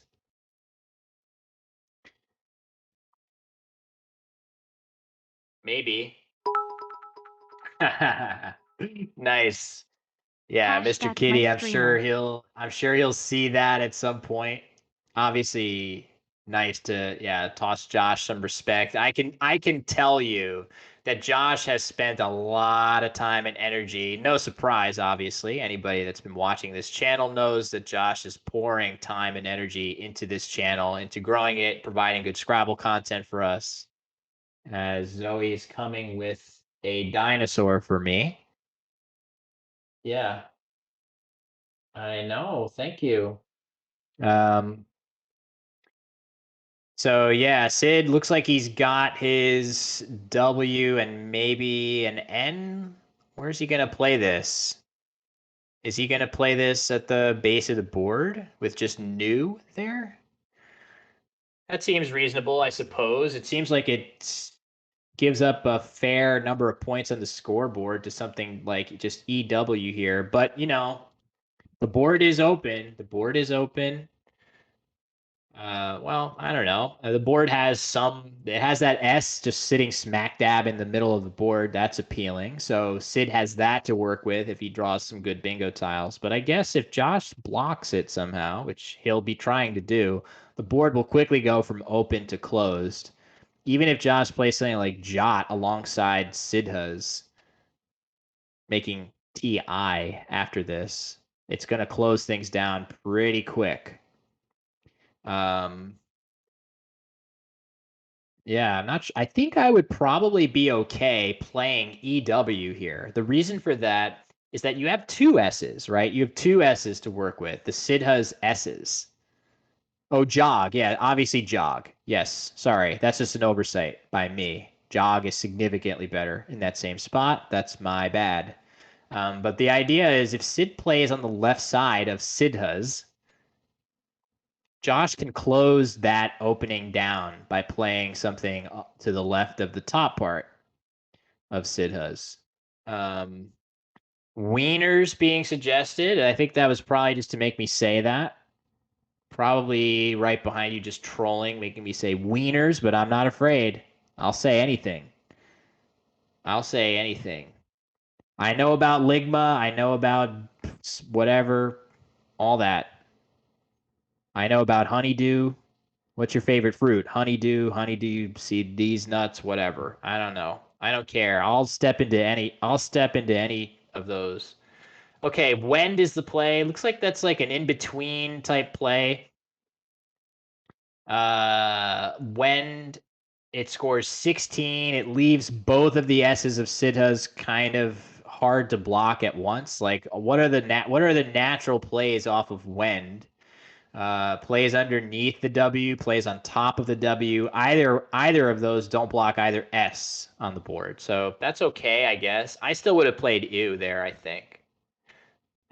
Even though I left 2 N's, it still scores 7 more than Wend, and you're gonna bingo a lot. Anner is a good leave for bingoing. It's terrible for scoring. Okay, Jeton is the play for Josh. That looks pretty good. Definitely better than Jargon. There's no need to play the high equity play of Jargon, and Sid would have had huge punishment for that with a Y. So Jeton looks pretty good. Blocks the lower S. Seems fine to me. And Zoe is just bringing every toy possible in the entire house to me. I think I just need to get her on my lap, which should be doable. What is Ligma? I don't know. What is Ligma? Who could tell me? What is this Ligma you guys are talking about? Uh, I just don't know. So yeah, let's see. I guess Sid trailing. I mean, the play that stands out here is definitely just a yin on the right side of Sidha's. That looks great for what Sid would like to accomplish, which is score a decent number of points, use up one of his ends, his Y, and open a lane for himself. I think it's a slam dunk, pretty good play. Yeah, come here, sit on my lap. Here, come, come here.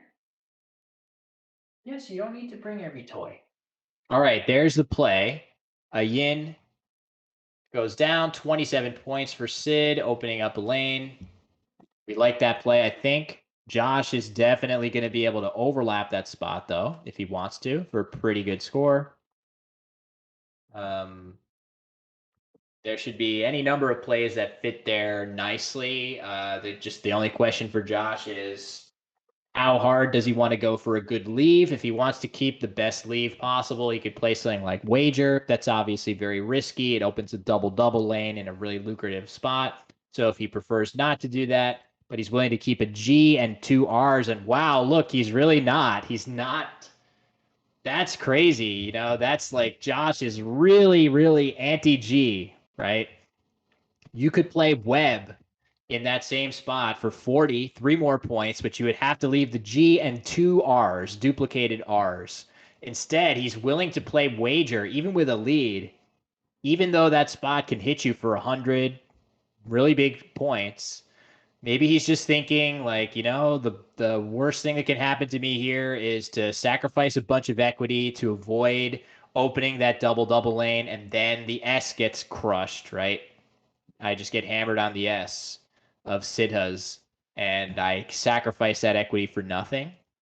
Um, that could be his thought process there. So wager does go down. Sid plays Chi. That's basically all he can do. His leave is definitely good enough.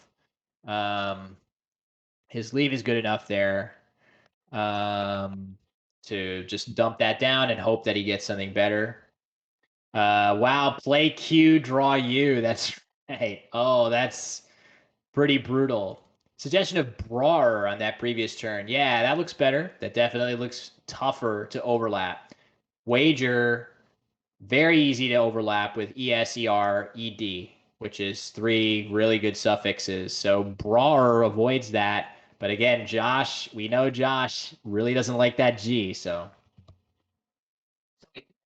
Sit on me. I don't need all these toys.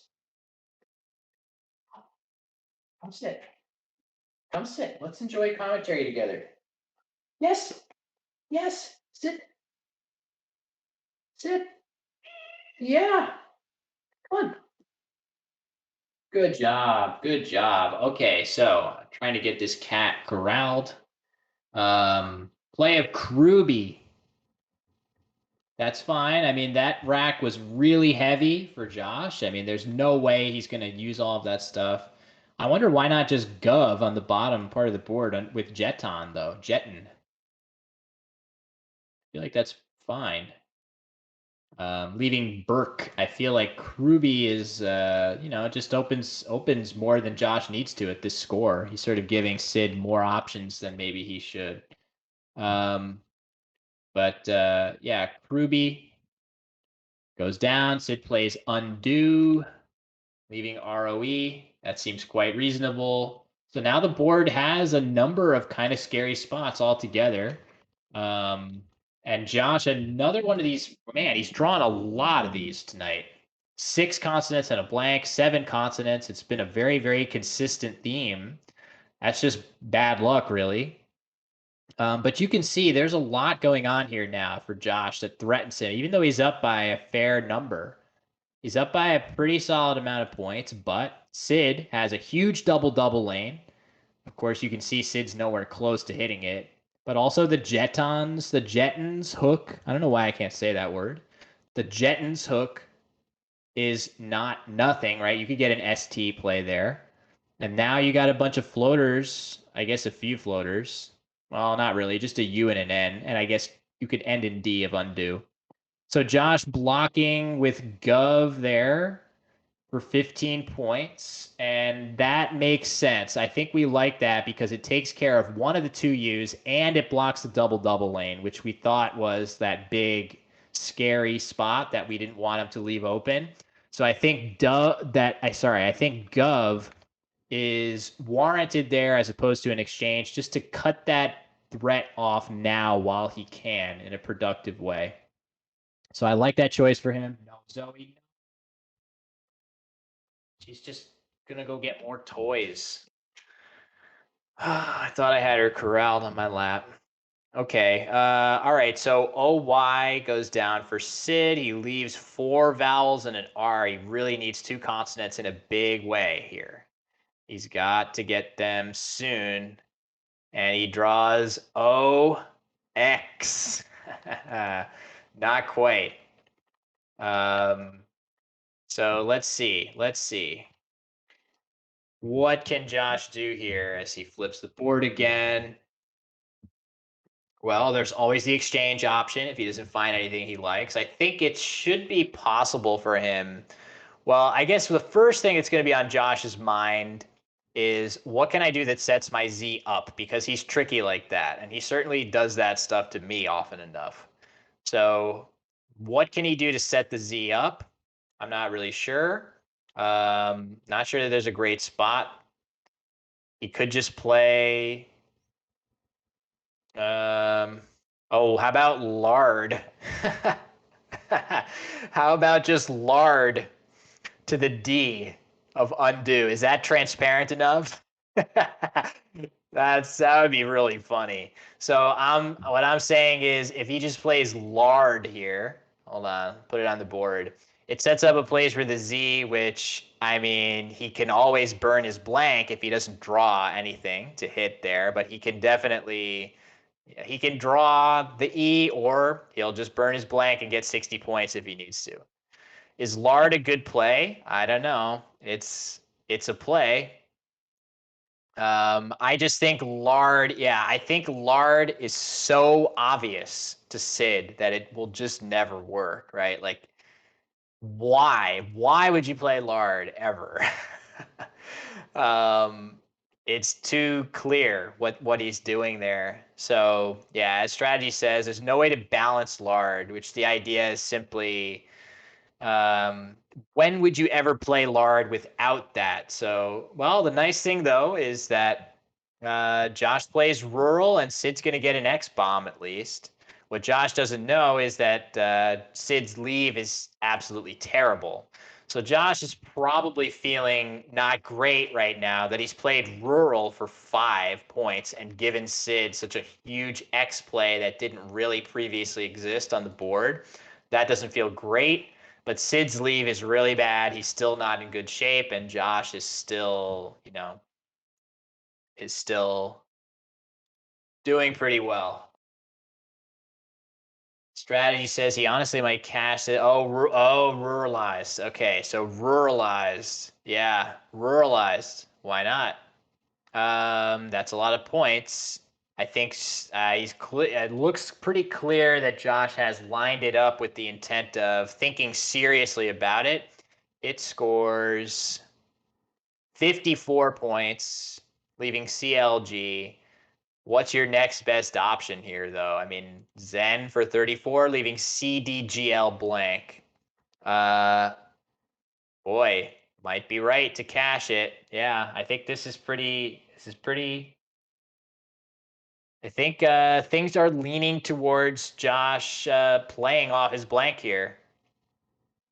I don't think he'll be afraid to do it. I mean, he's fine to go outside the box and do stuff like that if it's the best play or even if it's just decent.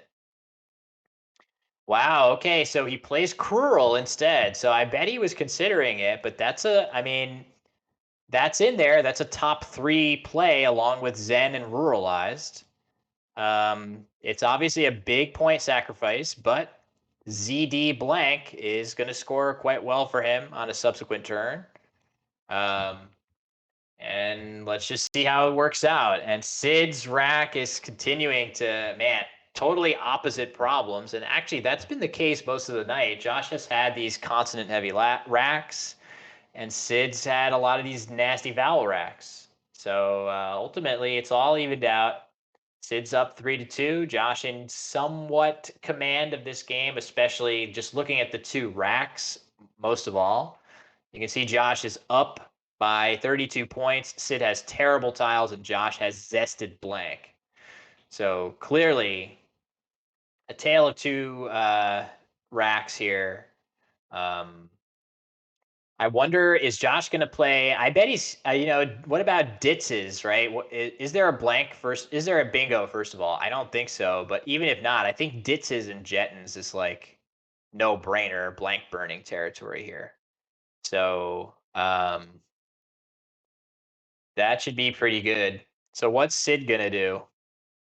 So close to D's nuts. Yeah. Wow. If Sid were to somehow put an N or a U out in space, we actually just had a couple of open U's. The U of undo and the U of Kruby were formerly open, and that would have allowed Josh to play D's nuts.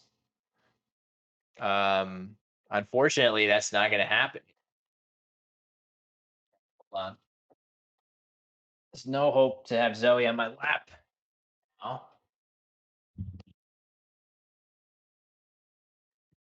All right.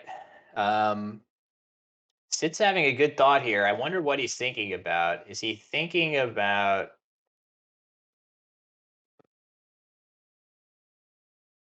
I'm looking around like, is he going to try to play arrow somewhere? No, he's decided to exchange. He's thinking about what he's going to exchange. He's gone down to AER. That makes some sense. And zested blank for Josh. Is there anything better than Ditz's now? Ditz's is 88 points. 88 points for Josh. I have every expectation now he's going to burn that blank. That is a huge score. That's a good bingo score, let alone... Wow. Okay. So he just plays zested. Now, I mean, zested is that's 46 leaving the blank. I will say though that it is 17 equity points behind Ditz's for 88. That is a lot of points. 42 points is a lot to sacrifice. I get that maybe zested has some board closing benefits. It's going to be much harder. Like that sevens lane. The sevens lane, if you were to have seen Ditz's instead, you have an easy sevens lane ending in woe, maybe with XIS as well. And then with Ditz's on the board, you can end a bingo in a D in the corner. I still think for 42 points, I would have taken it there. That's a lot of points. So back over to Sid.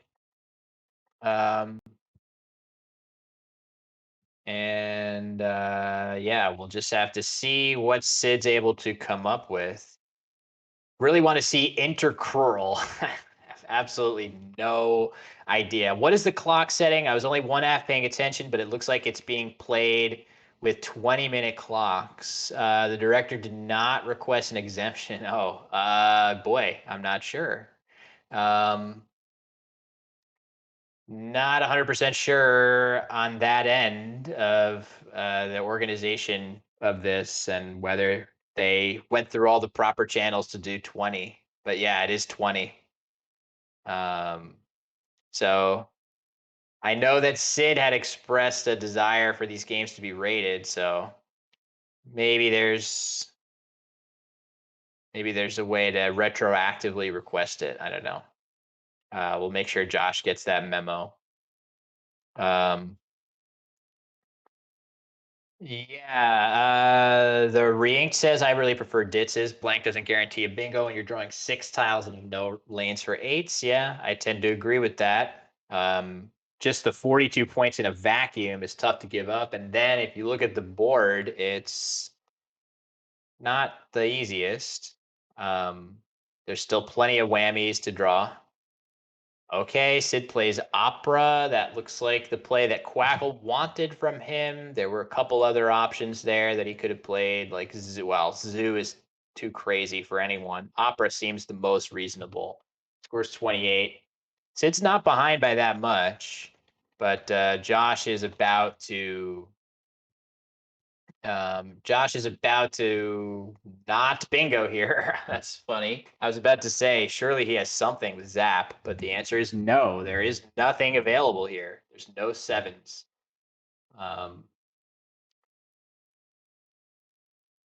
Yeah, true. I mean, I think either way, Josh is in really good shape there, whether he wants to do ditzes or zested. You're just up by so many points that it's gonna take Sid getting many bingos in a row. Whereas, frankly, after zested, all he would need is one improbable bingo somewhere, and the score would be even. So it's whatever your risk tolerance is. Um, yes, hi Judy. Yes, I gathered that. Um, we'll make sure that they get the memo on that. Um, so yeah, tricky for Josh here. He's definitely, oh boy, he's set up Pactular on his rack and he's nodding his head no as if to say,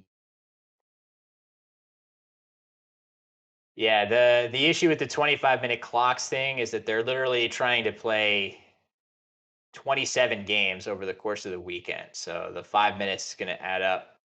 I mean, they could potentially play with 25 minutes on the clock and just ignore and just have a gentleman's agreement that they only play X number of minutes on that clock.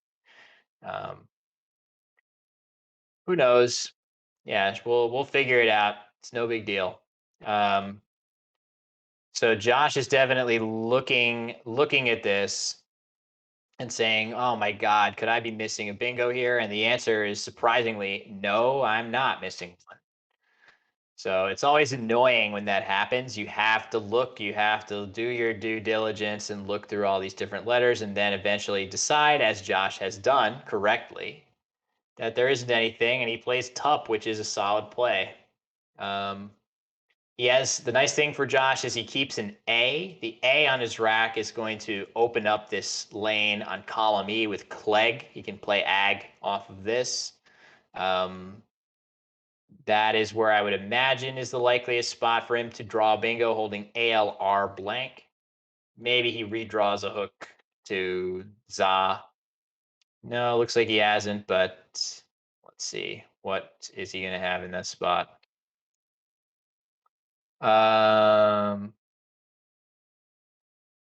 Let me see. Okay, so Sid's up next.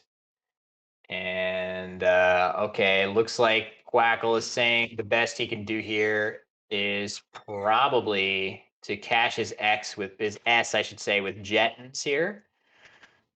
Um, yeah, board upside down. That's unfortunately there's nothing I can do about that. We're trying to figure out what's the best way for somebody to give remote commentary and also manage the board. I think there's probably ways to do it. We just haven't figured it out yet. That's like if you notice after Josh's plays, he's usually looking over to his right and hitting a button. That's because he's flipping the board himself on his end. Um, so yeah, Sid is down by a decent amount, but not enough that he should lose hope here. I'm not sure if he's going to fish or if he's going to go hard for an up. You see, there it is. There it is. Josh has figured it out. He flips the board.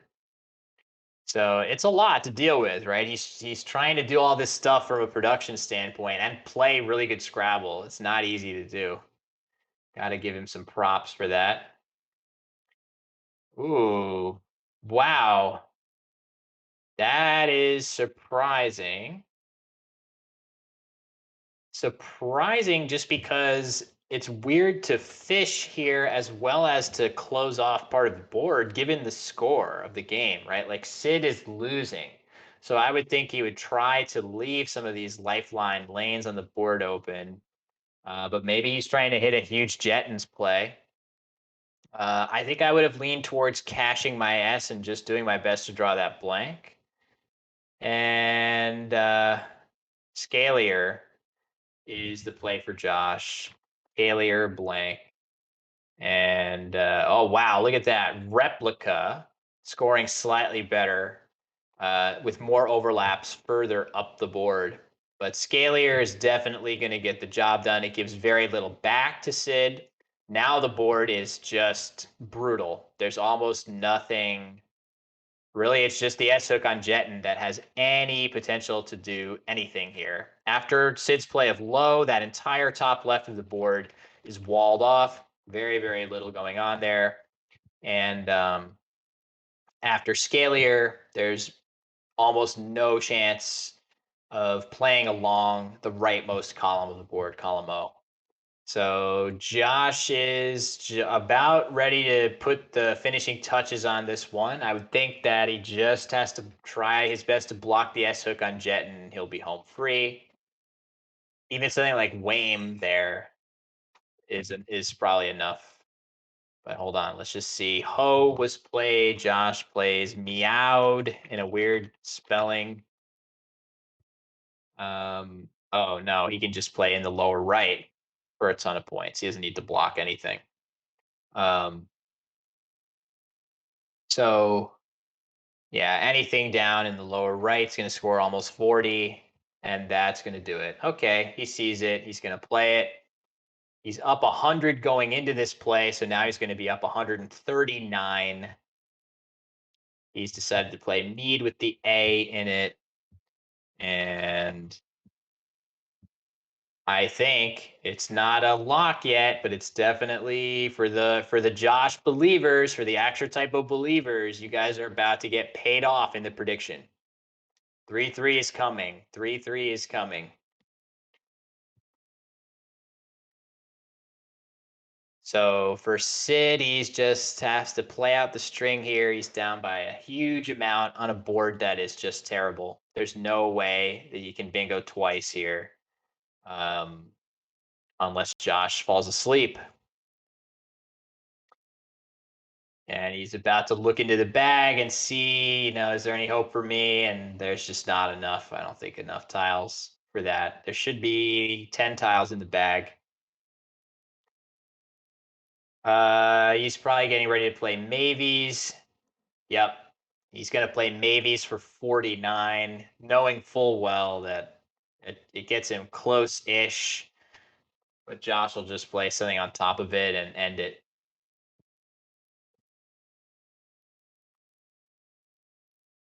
Intercrural is officially not possible anymore after Scalier. I'm very sorry to Ray SCD and to anyone else rooting for that play. It's not happening. So, well, wow. When all is said and done, it looks like it's going to be 3-3 in the first 6 games between these two. Let's see. How is the other? What's going on with the other games? It looks like Jackson is up 3-2 over Noah. Obviously, no idea what's happening in the 6th game between them. Is this TWL? Yes, it is NWL, TWL, however you refer to it. And really 4 of the top players in that dictionary, all under one roof here at Sokol Stadium in Montreal, as I've been jokingly calling it. And yeah, after the initial round 1 was a little choppy, a little bit more like a flip book than a live stream. But we figured it out. I was the culprit. Once we get me off screen, we've been off to the races. Everything looks crystal clear.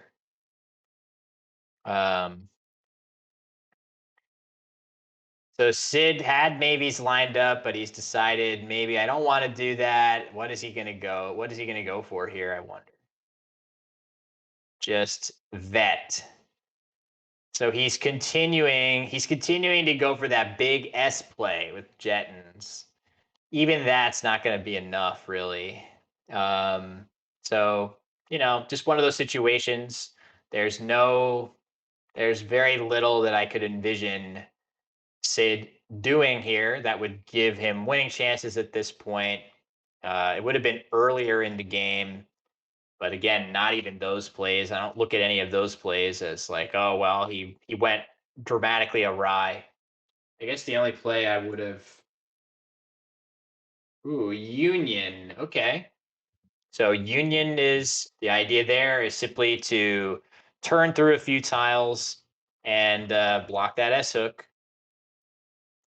And really only Bunyan. I think only Bunyan is a threat, and the bees have been played. And also, bees do not like to be that late in words anyway. So seems a pretty reasonable. Oh wow, that's hilarious. So not that this matters, given that there's only 4 tiles in the bag, but Union actually opens up a U for Sid that bingos. There's actually a bingo through the U. It's completely, this game is Josh's no matter what. It's not going to change the outcome of the game. That's funny, though, that the U in that position actually gives Sid a bingo. Not clear that he'll see it because it's not the easiest bingo, and I wasn't even thinking about that U as a possible bingo threat in any way. So could easily see Sid just play something else. Not sure what. I guess it's worth noting that had Sid drawn a bingo ending in ST, it would have played in 2 spots with Clegg's. I didn't really notice that until right now. So Jentons and ST bingo would have played there, and it would have played in row 5. So that was kind of a nice, that would have been a nice read. Oh, there is a B. So the Bunyan, the Bunyan hook.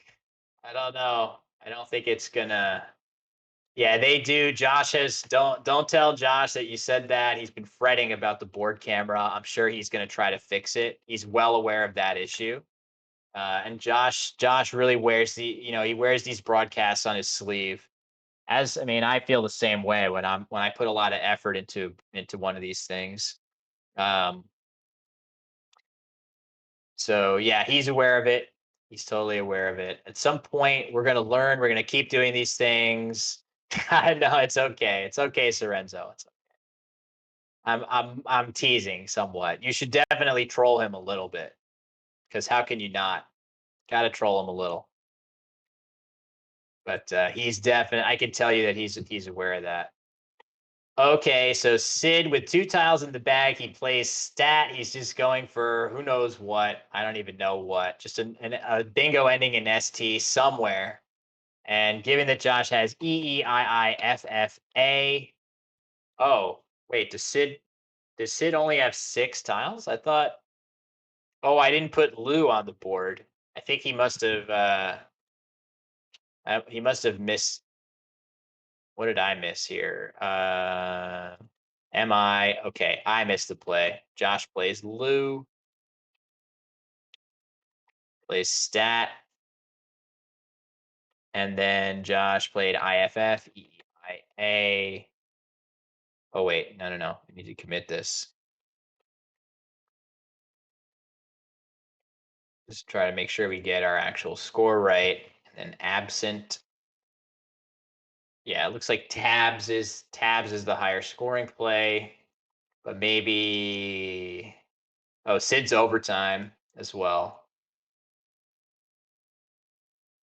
So, all right, the players are going to limp along to the conclusion of this game, after which point Josh's record after game 6 will be 3-3.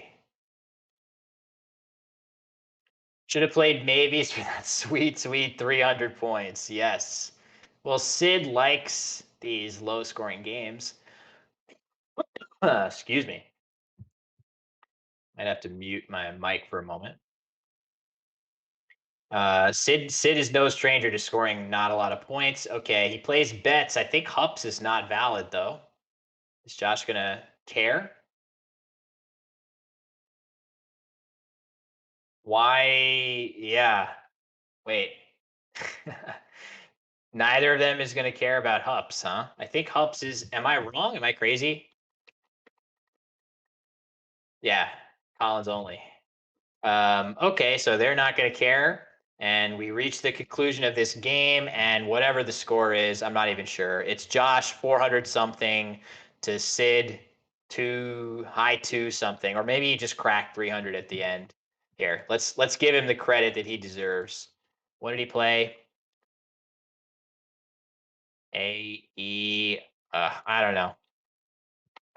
So I think Sid got close to 300. Either way, it's going to be Josh 3, Sid 3. Van, then Betts. Oh, yeah. Okay, got it. Van. Then Josh played AE here, I think. Betts. And Hups. Should not be challenged off the board. And then time penalty. So Sid did crack 300. Sid does crack 300 after that. Okay. All right. Well, that does it for today's 6 games. Very, good close series. Exactly what we're after. And I wonder what's happening in the other game. Between those two, it was 3-2 going into that. So if Noah defeated Jackson in game 6, then all 4 players will be 3-3 going into tomorrow. So I'm not sure if Josh is going to pop on and do any plugging. I'm sure he's exhausted after prepping for the stream all day. But scheduled tomorrow, 8:30 a.m. Coverage resumes. Joey Krafchick will be on the call for, looks like, not quite 4 hours. Then Jared Capel resuming after lunch break for most of the afternoon. And then Kenji Matsumoto in the early evening for him, 7 p.m. for us. And man, Sunday, they're coming right back at you, Joey and Kenji, and I will be back on Monday with the finals. 13 games, best of 13. Oh my God, I better just go into the cryo chamber getting ready for that. Let me unmute